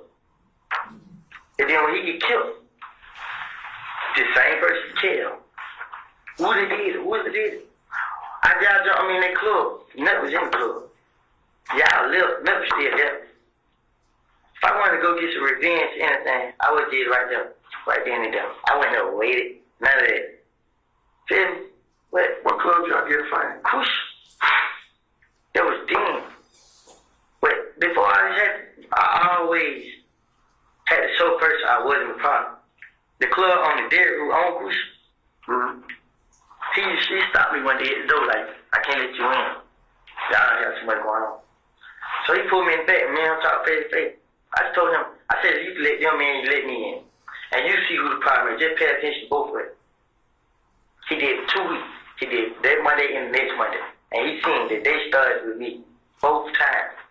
Not only that, because I know he watching me, but they just how I was. I didn't care about, another nigga, I don't care about what you got, but it don't concern me. You know what I'm saying? Just come to have fun. That's what all in my mind. And it went from there. And then the last time, Derek said, now I've been watching you. I see you ain't the problem. You feel me? But everybody, he has so much fear in a lot of people's heart. You feel me? And it's just like that, man. Then this nigga Nut getting killed. Had a lot of people mess with him, and they don't went around and told everybody I who did it. But they try to turn everybody against me. They even try to turn Thug against me. Man, But he still called you. Yeah. Just to check on me. He called you today? Yeah, he called me. I just didn't get it though. Just like, but they just other people saying that they didn't want me and him together because I got a lot going on, and they don't want him to get caught up in it and mess up his career or something. But it's just like, it just seems like everything going downhill for me since these niggas put me. Then it's all type of stories going around, but they still target me. I don't heard 50 other stories. I don't even heard stories that they had an ending to it. But it's still going. And then when Kelly got shot, crazy thing about it, I was on Instagram the whole time making videos. It was called Beyond Video, and we just ate people and talk. I was there the whole time, and when we got done playing, they called like when Kelly had got shot. Okay, why y'all telling me? Well, you know they saying you did. I'm like, man, look, man, my Instagram page tell it all, man. Like, yeah, we seen you on there. But after that, after he got shot, like 2 days ago, they came back and said somebody else did. Say, kill him over who to trust. But they say he in jail. But he don't want to talk to the girl no more. Because he thinks she had something to do with it, or whatever. So, anywhere it goes, man, they gonna always have a way to put me in everything. Who is Carol will be talking to? The girl Trees. They gonna have a way to put me in everything. Woody got something to do with it. Woody got something to do with it. Woody got something to do with it. So they don't. So at this point,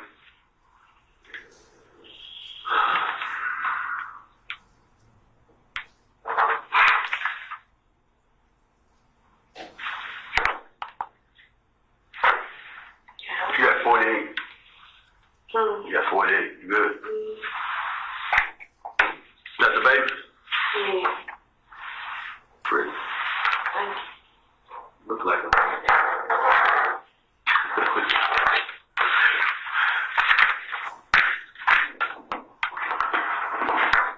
I'll be right back.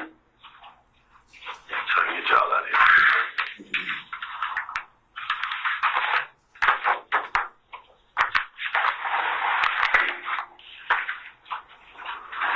You gotta get back to that baby. Oh, that's right. Let the man go. Huh? Hey, let the man go. Let him go. Man, who? Huh? I'm ready to go. Let what man go?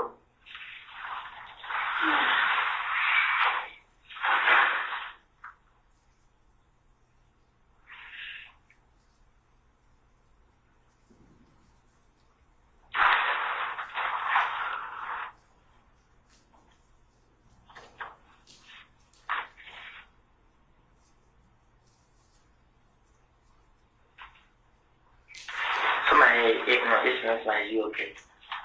Yes, you. Yeah. What were you doing? The girl, she got on in her profile picture. What, keeping up with me?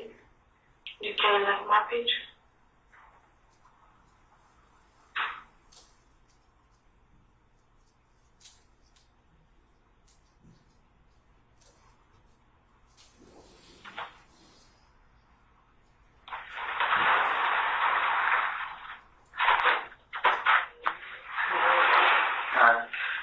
It is just too much.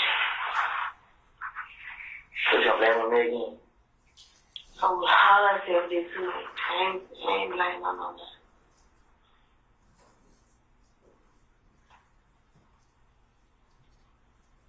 I'm ready to go though.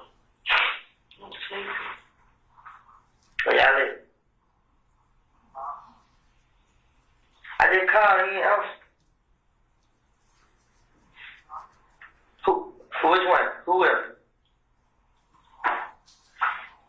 I'll be called.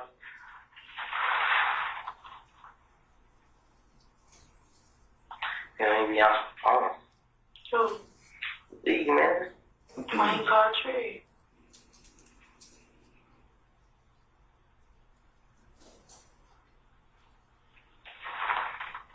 Picking that damn cover, he shoot that motherfucker up again. Told him he should got to paint the whole cover. Mm-hmm.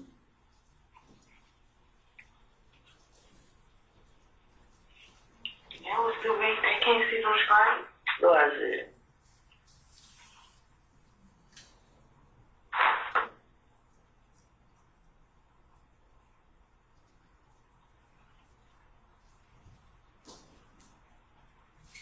hello? Trey, and he needs to cut right along around here.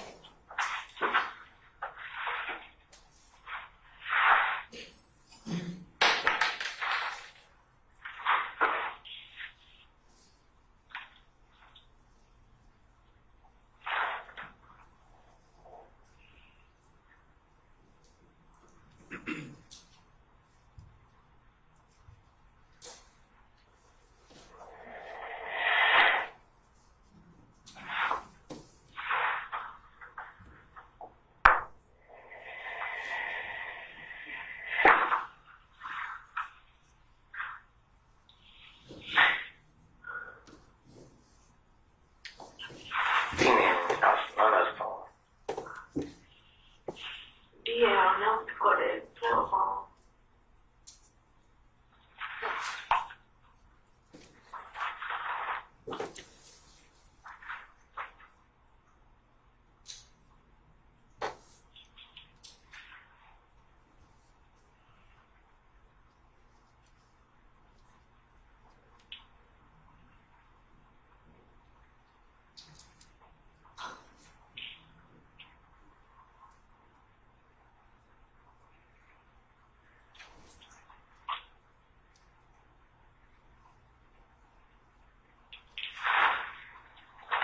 Nobody has to speak. Call Marie. No, they still love me.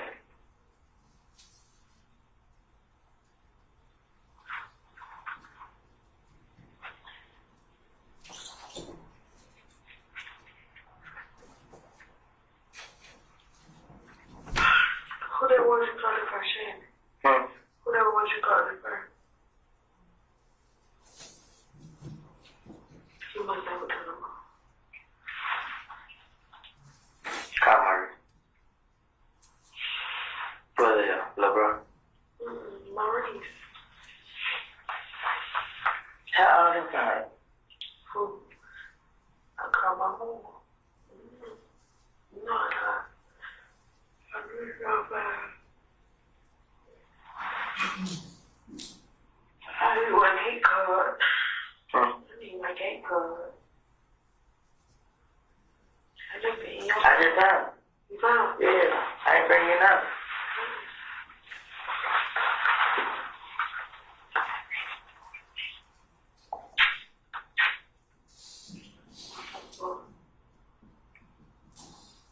Tracy, he tried it, ain't working. Tried in my gate. Them over here card. It was young. I had him one color. When you did it at your house and you worked, then you did it in my house and you worked. Yeah, that's your gate card. Yeah. Yeah, you probably have to take that to me though. You ain't call my rebate?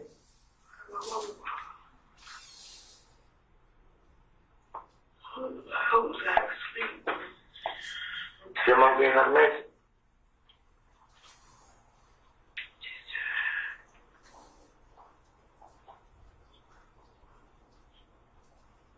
Mom. At every weekend you gonna get it.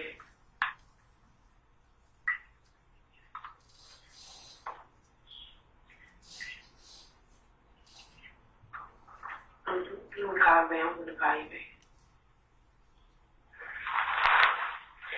Kiss the job. Huh? They sleep. Real. They try to move. Who trying to move? I said she really not trying to What's move. next to the job? The lady.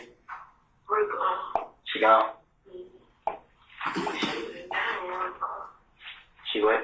She was in diamond on the car. Who got her car? Who got her car? I said, I wonder who got it. Diamond. She had a diamond driver. Yeah, but Diamond got her own car. Diamond got her own car. I thought you said she and diamond on the car. Yeah, like Diamond just picked up the keys and came. Oh.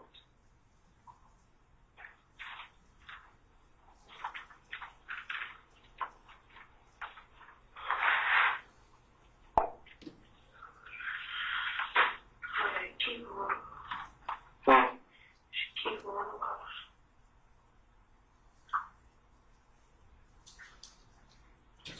Down in the precinct across the street from, what is it right now?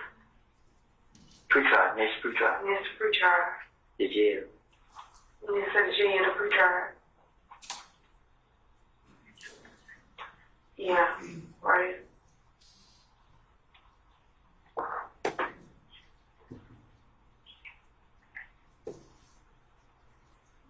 Hello?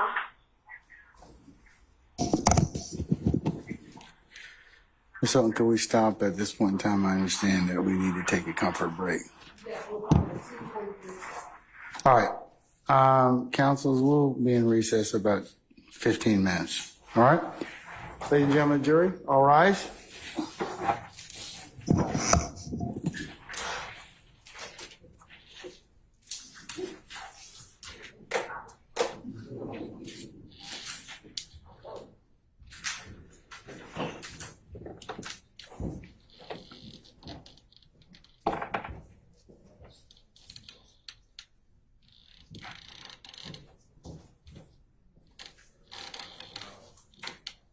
All right, ladies and gentlemen, our jury has left us. We'll be in recess 15 minutes.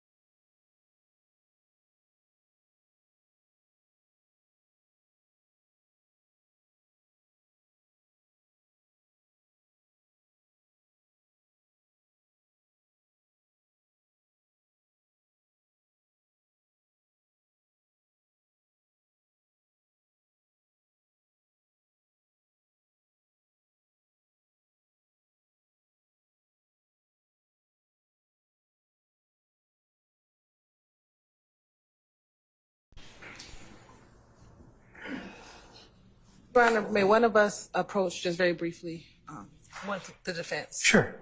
All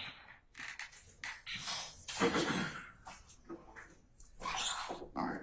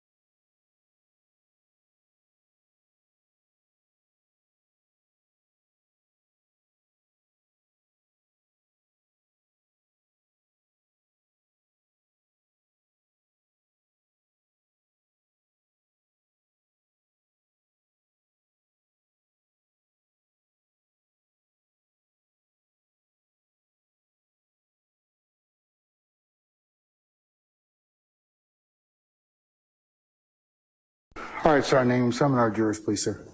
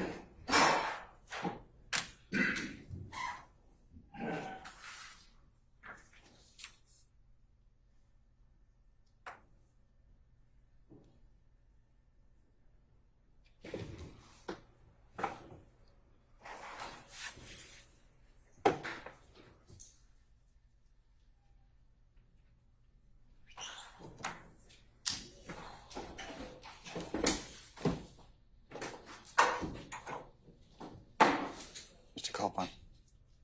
Mr. Copeland.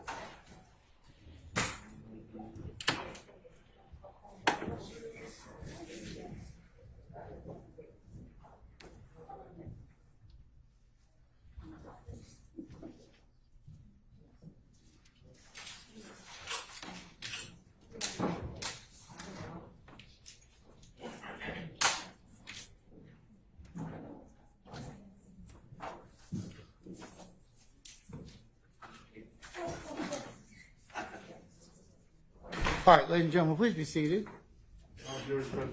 All right, thank you, Sergeant Ingram. All right, Ms. Hilton, you may proceed when ready, madam. Sorry. Thank you, Your Honor. We're going to resume playing at 2:43:14. All right.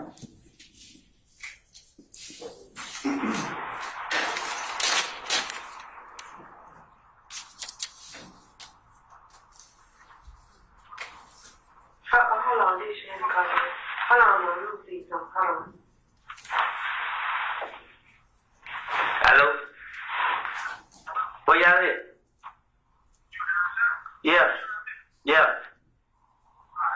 How long did it take? Alright. Mom. Tell him no more. Yeah.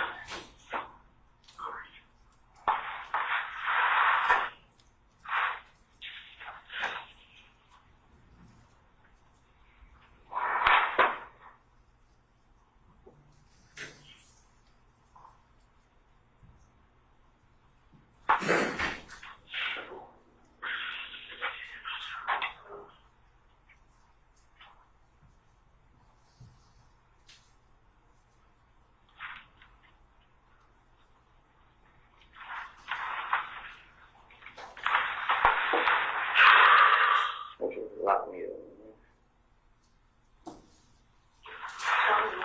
I don't know how you think. Huh? I'm out of the back out. Fuck this shit. Why lie, bro? Give it down. Y'all ain't get hurt. I don't care, bro. It is what it is, man.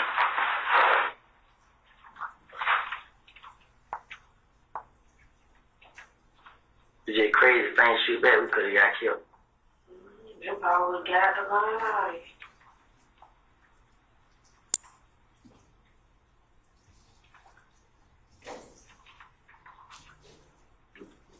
You should have told them. That lady told you.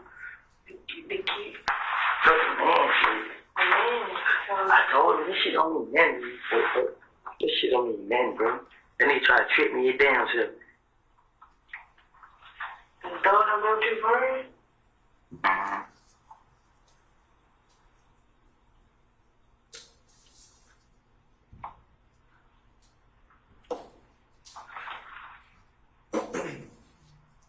Yeah, huh?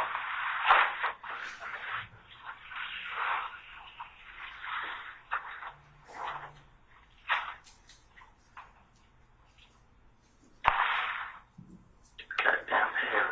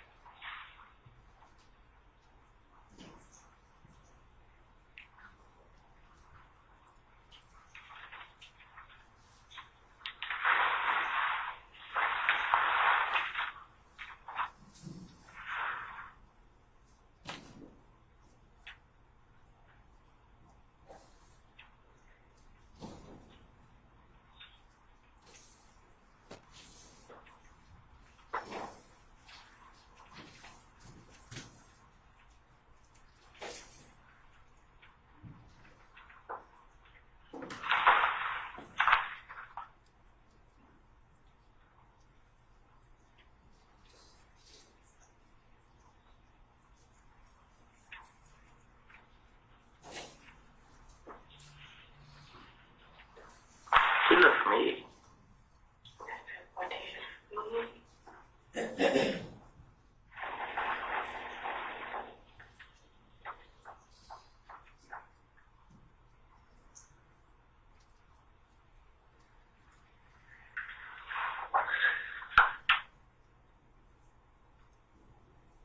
Really? What? This is dad. Hmm? This is dead. Oh, you know the person? Kenneth. This girl? This what we jet? You know him? He must be from Call. Carl? You want to call? Why you say you want to call me? He did go to call. You ain't go to call. I know I did. You don't see it? Shut me down.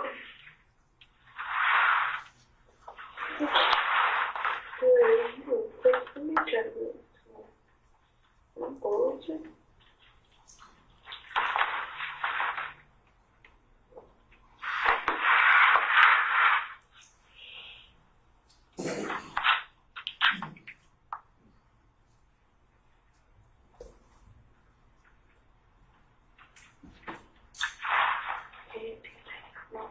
Huh?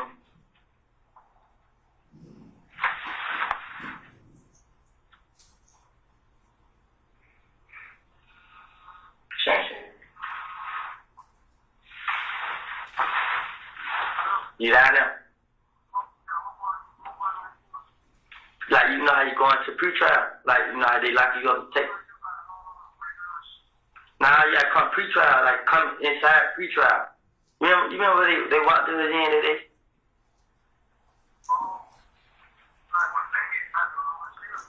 Yeah. Now I'm going inside. right, like, now you going in, yeah, when you first get out, but turn in the driveway and park right there. You know what driveway I'm talking about, right? Nah, the driveway, like, yeah, where they bring you in it.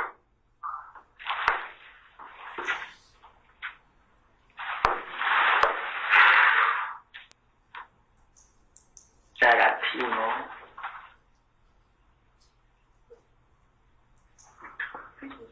Until my right time. You don't know where yet. My head killing me, man. 9 2.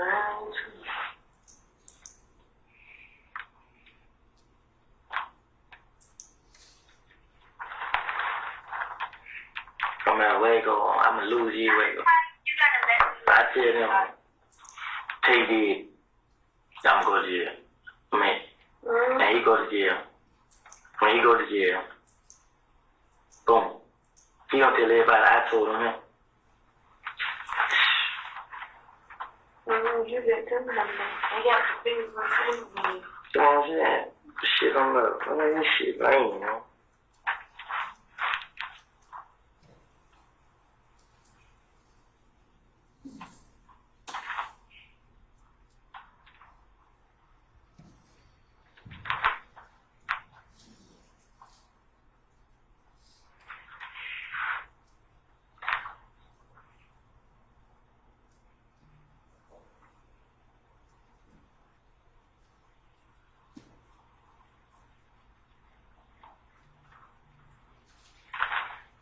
How the hell Max find out?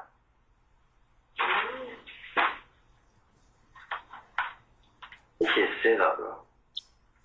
What's the shit? Everything. You think I'm too tall? I think I'm too tall. So she like, I think she said something like, no. No. Sharia said she called Motu.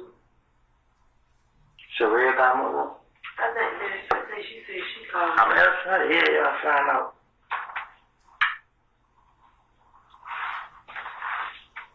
Trey about caution.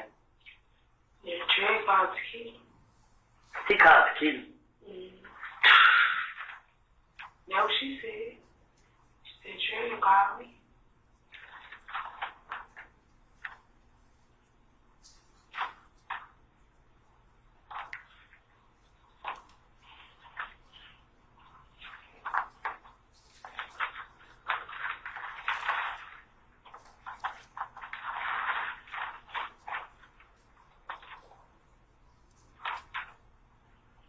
That old nigga fast, too.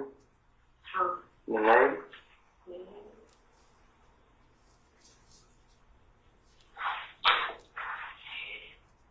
Yeah. You not gonna run either. You can go right there home. I'm not gonna run from you, nigga. Straight up. Crazy, bro. I refuse to run from anybody, man. I said, I know from, she really on sleep. You try to not going there no more. Come on, let's go. Let's go.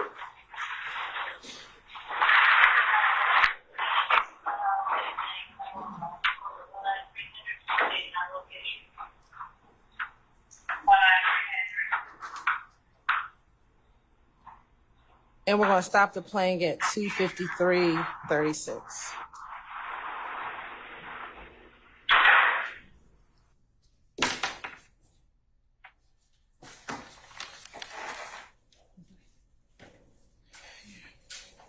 We're going to publish State's Exhibit 324Y.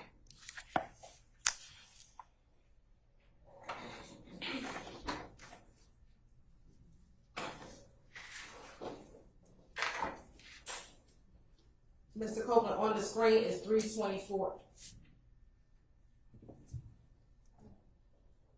It's already been admitted, madam. It's already been admitted. Your Honor, it looks like there's something happening with the Zoom. At least.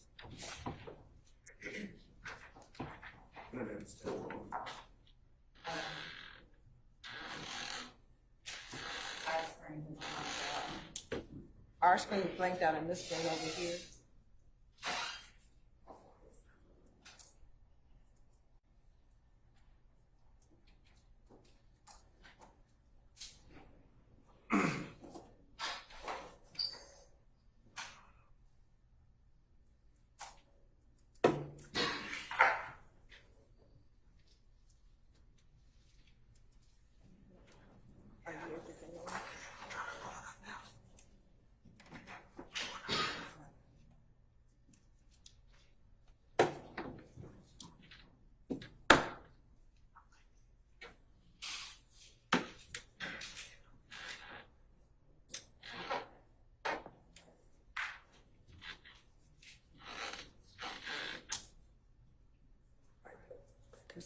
Those screens are still working, so it's only a few screens.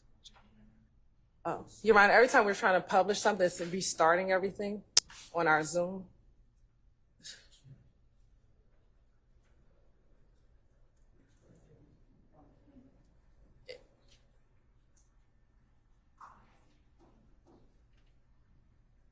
And it's happening with each of our computers, Your Honor. Let me see if Mr. Amon can add you all again, okay? Okay. All right. Because it doesn't seem like that any of you are here or any of you are.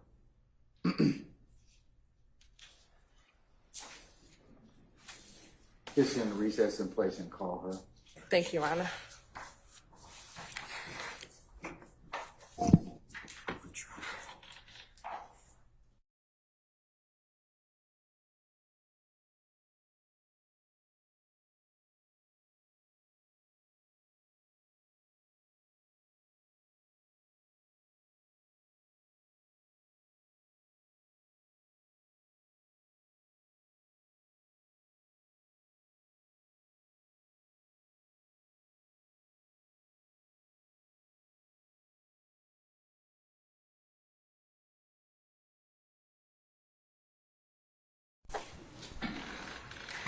Your Honor, given the state's state's announcement to the court earlier. Would this be a place to stop? Yes. Okay, all right.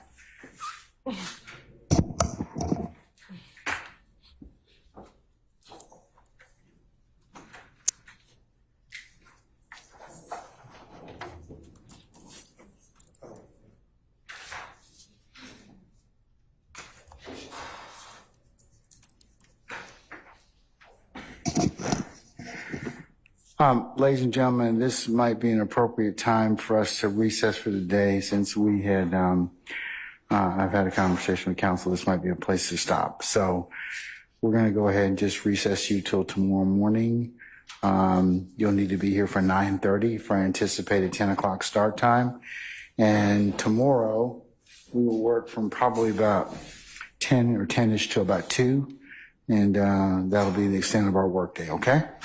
All right, Mr. Copeland, we'll see you tomorrow morning at 9:30, okay? All right, thank you, sir.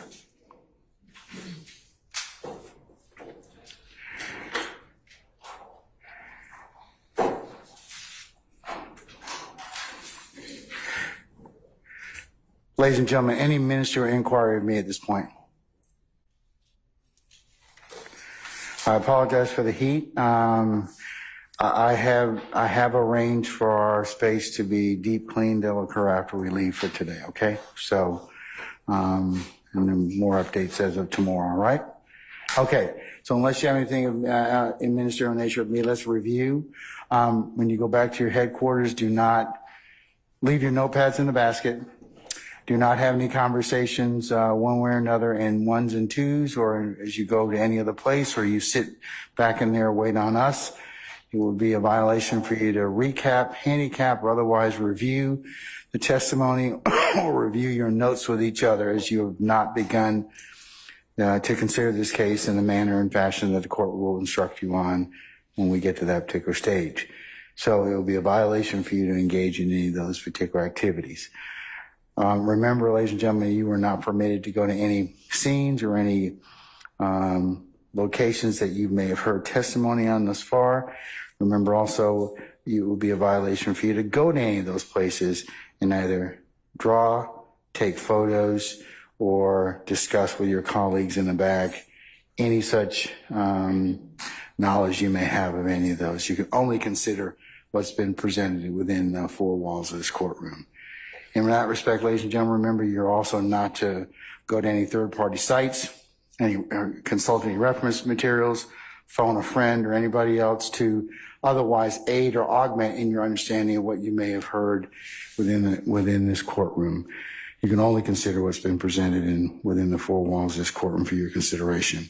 And remember, ladies and gentlemen, it would be a violation for you to also view on any platform of social media or the news media recaps or accounts of this particular trial, as you can only consider what's presented in court for your consideration.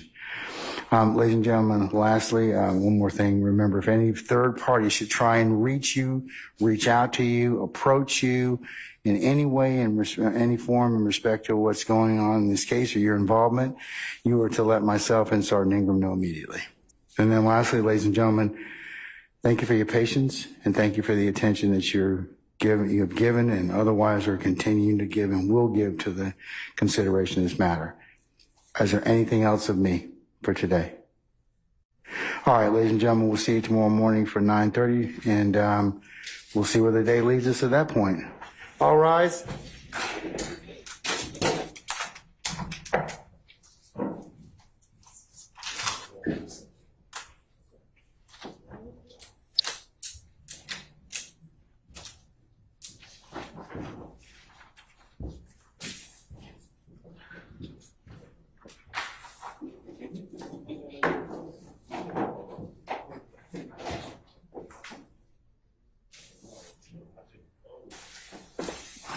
All right, ladies and gentlemen, please be seated. Our jury has left us.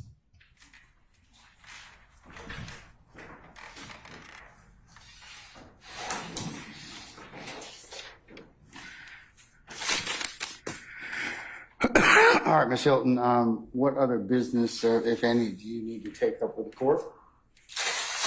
Your Honor, if defense counsel wants to provide to the state for at least the January 28th and February 21st interview. The January 28, 2015 and Yes. February what? 21st, 2015 interviews, the portions that they think could be needs to be redacted, they can get that over to us this evening. We can look at it and I believe, hopefully determine which ones we agree with and then only have to litigate over that we do not agree with. All right. Okay, counsels, and for the defense, any issues as to relates to what the state's proffer is? They're going to apparently send you the redactions for the January 28th and February 21st, 2015 interviews. No, we were hoping that they would send us what they believe should be redacted. Okay. Do you have what you would consider to be subject to redaction, Mr. Sharp, or any other counsel?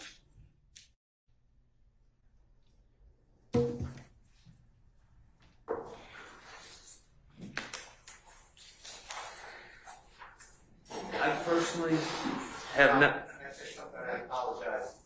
Sorry, I apologize. There's a co-worker of mine outside, and I understand the sheriff's deputy said court's over, so no one can come in. I don't think that that's the rule, so. Which coworker? Now, thank you, sir. Okay, all right.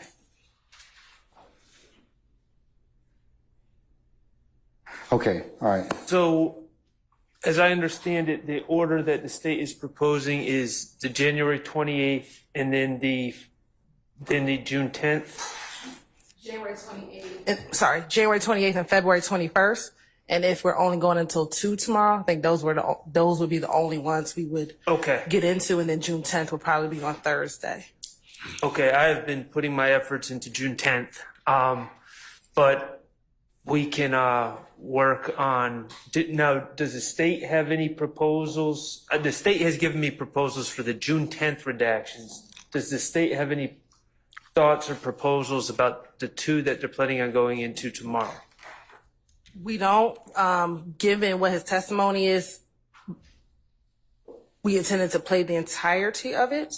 There may be 1 or 2 issues that we'll review again, but we don't have any. But if there are some that the defense would like us to look at, we would, like I said, look at them and review those. Okay.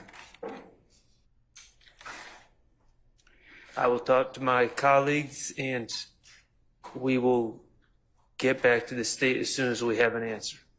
How long is the interviews on the 28th of January and February 21st? January 28th is approximately a little shy of 3 hours. And February 21st,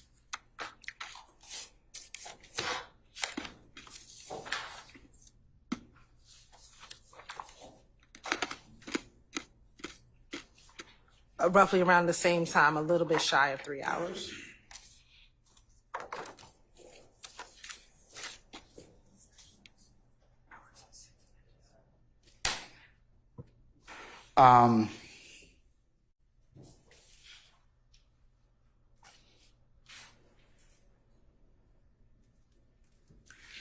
And can you tell me the June 10th of what year interview? 2015. June 10th, 2015 is 9 hours in duration.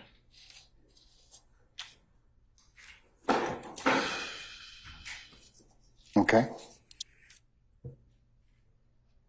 Ultimately, does the state plan on playing also the 2021 statement? We probably will, but it depends on how the questioning goes with Mr. Because we have not broached the October interviews yet with Mr. Copeland, so it would depend on what his testimony is. All right. But at least these three, you're planning on playing in some particular form or the other. Yes, Your Honor. All right.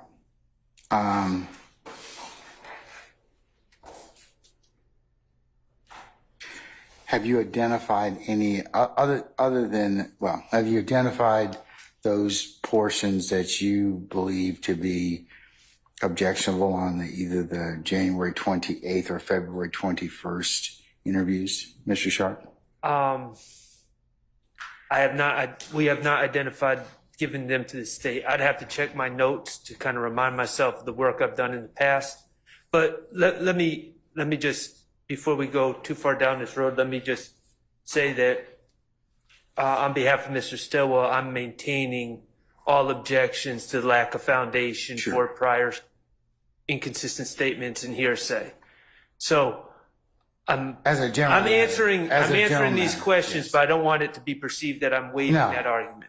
I think that your position's been made very clear, and I'll of course listen to any objections you may have, in addition to the ones that you've already made, that you'd like to recap. But what the court's just trying to figure out is whether or not you've identified those particular sections that you know that you would need, that the court would, that you would need to be, they need to be redacted, or otherwise omitted. I believe when it comes to the February 21st statement, which I just listened to the other day again, I think that there's going to be less of that matter, less of the objectionable material in it than the January 28th. That's going to be more of an issue. Okay. What about the January 28th? I'm going off of memory because there's so many statements, but I believe that that's one of the more wide-ranging interviews where different topics are discussed and hearsay matters are discussed and speculation and all of the rest.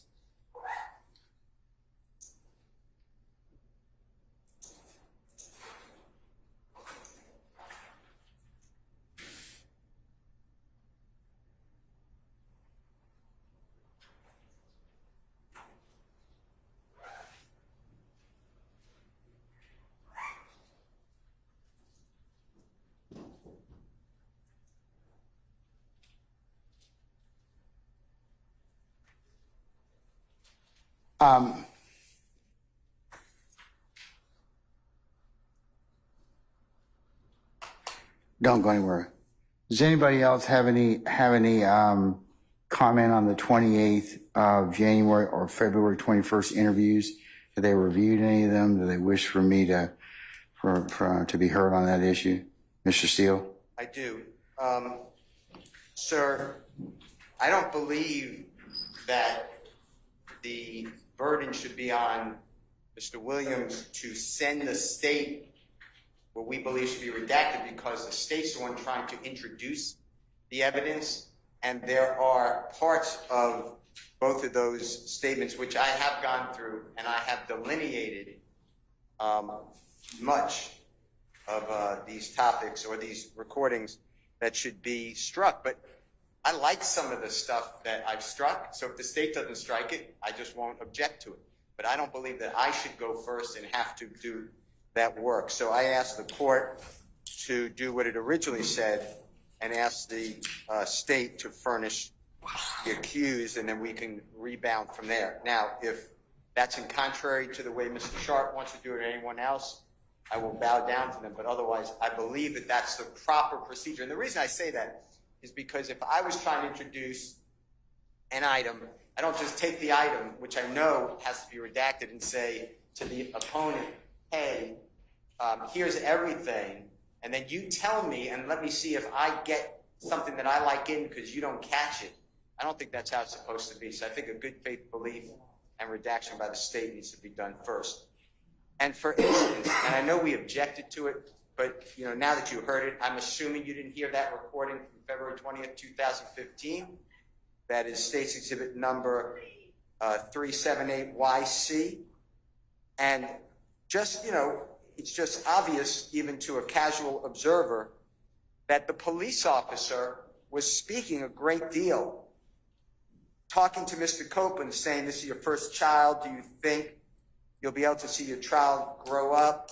I know you had nothing to do with this. You were defending yourself.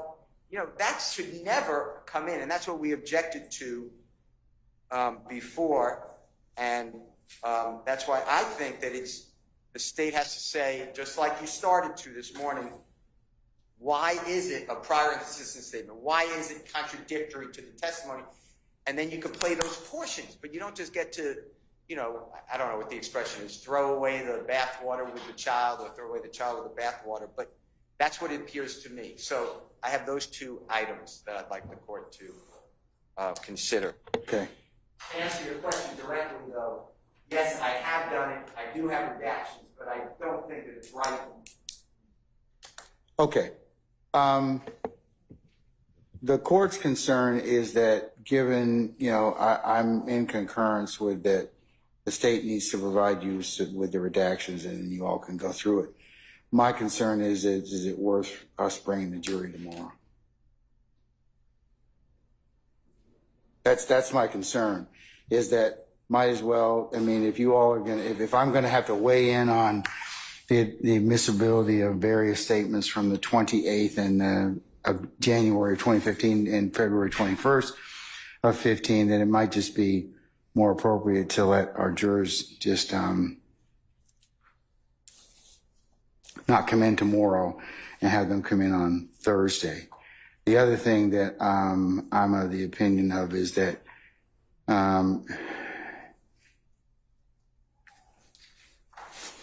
before I go ahead and go forward with that, has the state identified redactions for June 10th of 2015? Yes, Your Honor. We provided the June 10th ones yesterday evening, and then we resubmitted them this morning when we learned that. Okay, so it's possible maybe I can go through the redactions, at least in some particular order for tomorrow, tomorrow, and then our jurors can listen to whatever it is they can listen to on Thursday. Friday, as you recall, or just to remind you,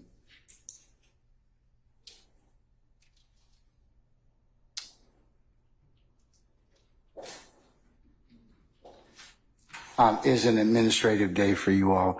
Are there other statements that you've identified, Ms. Hilton, and that you're potentially going to have the defense look at? So the only other matter, Your Honor, would be jail calls. So we provided defense counsel with about 11 jail calls that we intend on using. And so That would be it. So it would be these 3 interviews that are left, potentially 4, but that depends on Mr. Copeland's testimony, and then the jail calls.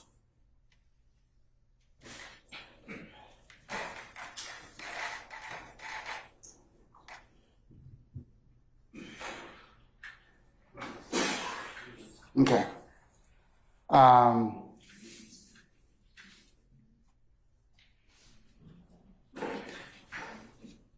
How long are the jail calls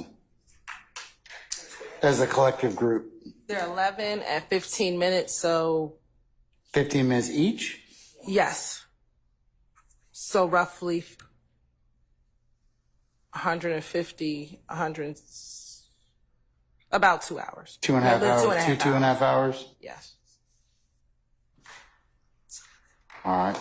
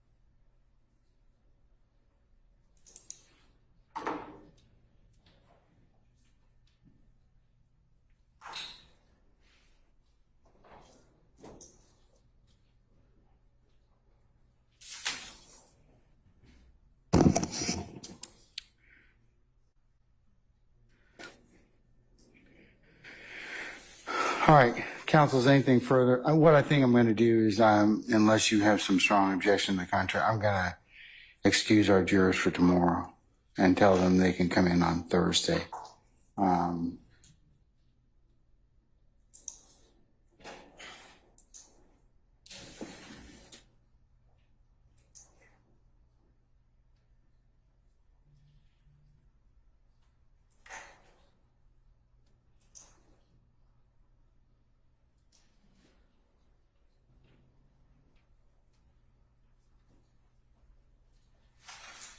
Thursday for 9:30 for anticipated 10 o'clock start time, and we can cover what they can listen to whatever we've gotten through so far. No objection from the state, Your Honor. Anything from the defendants?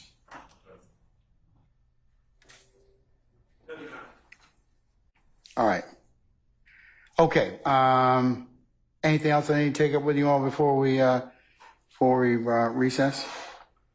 Nothing from the state.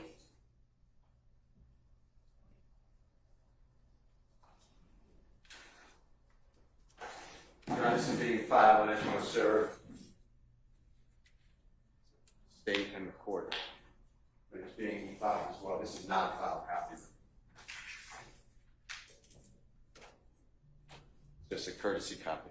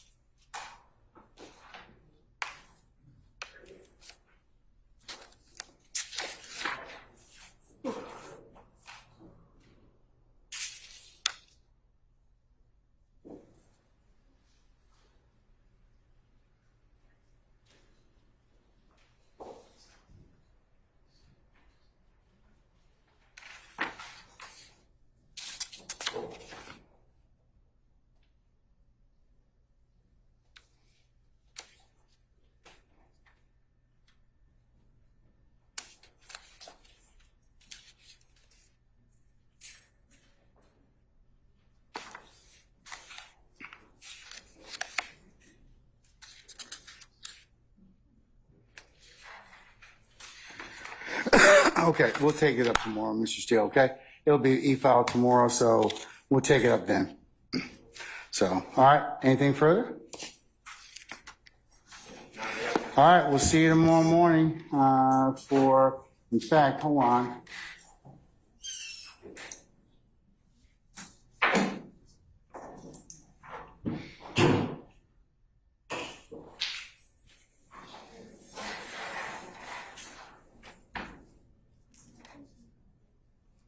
We'll see y'all tomorrow morning for 9:30, okay? All right, see you then.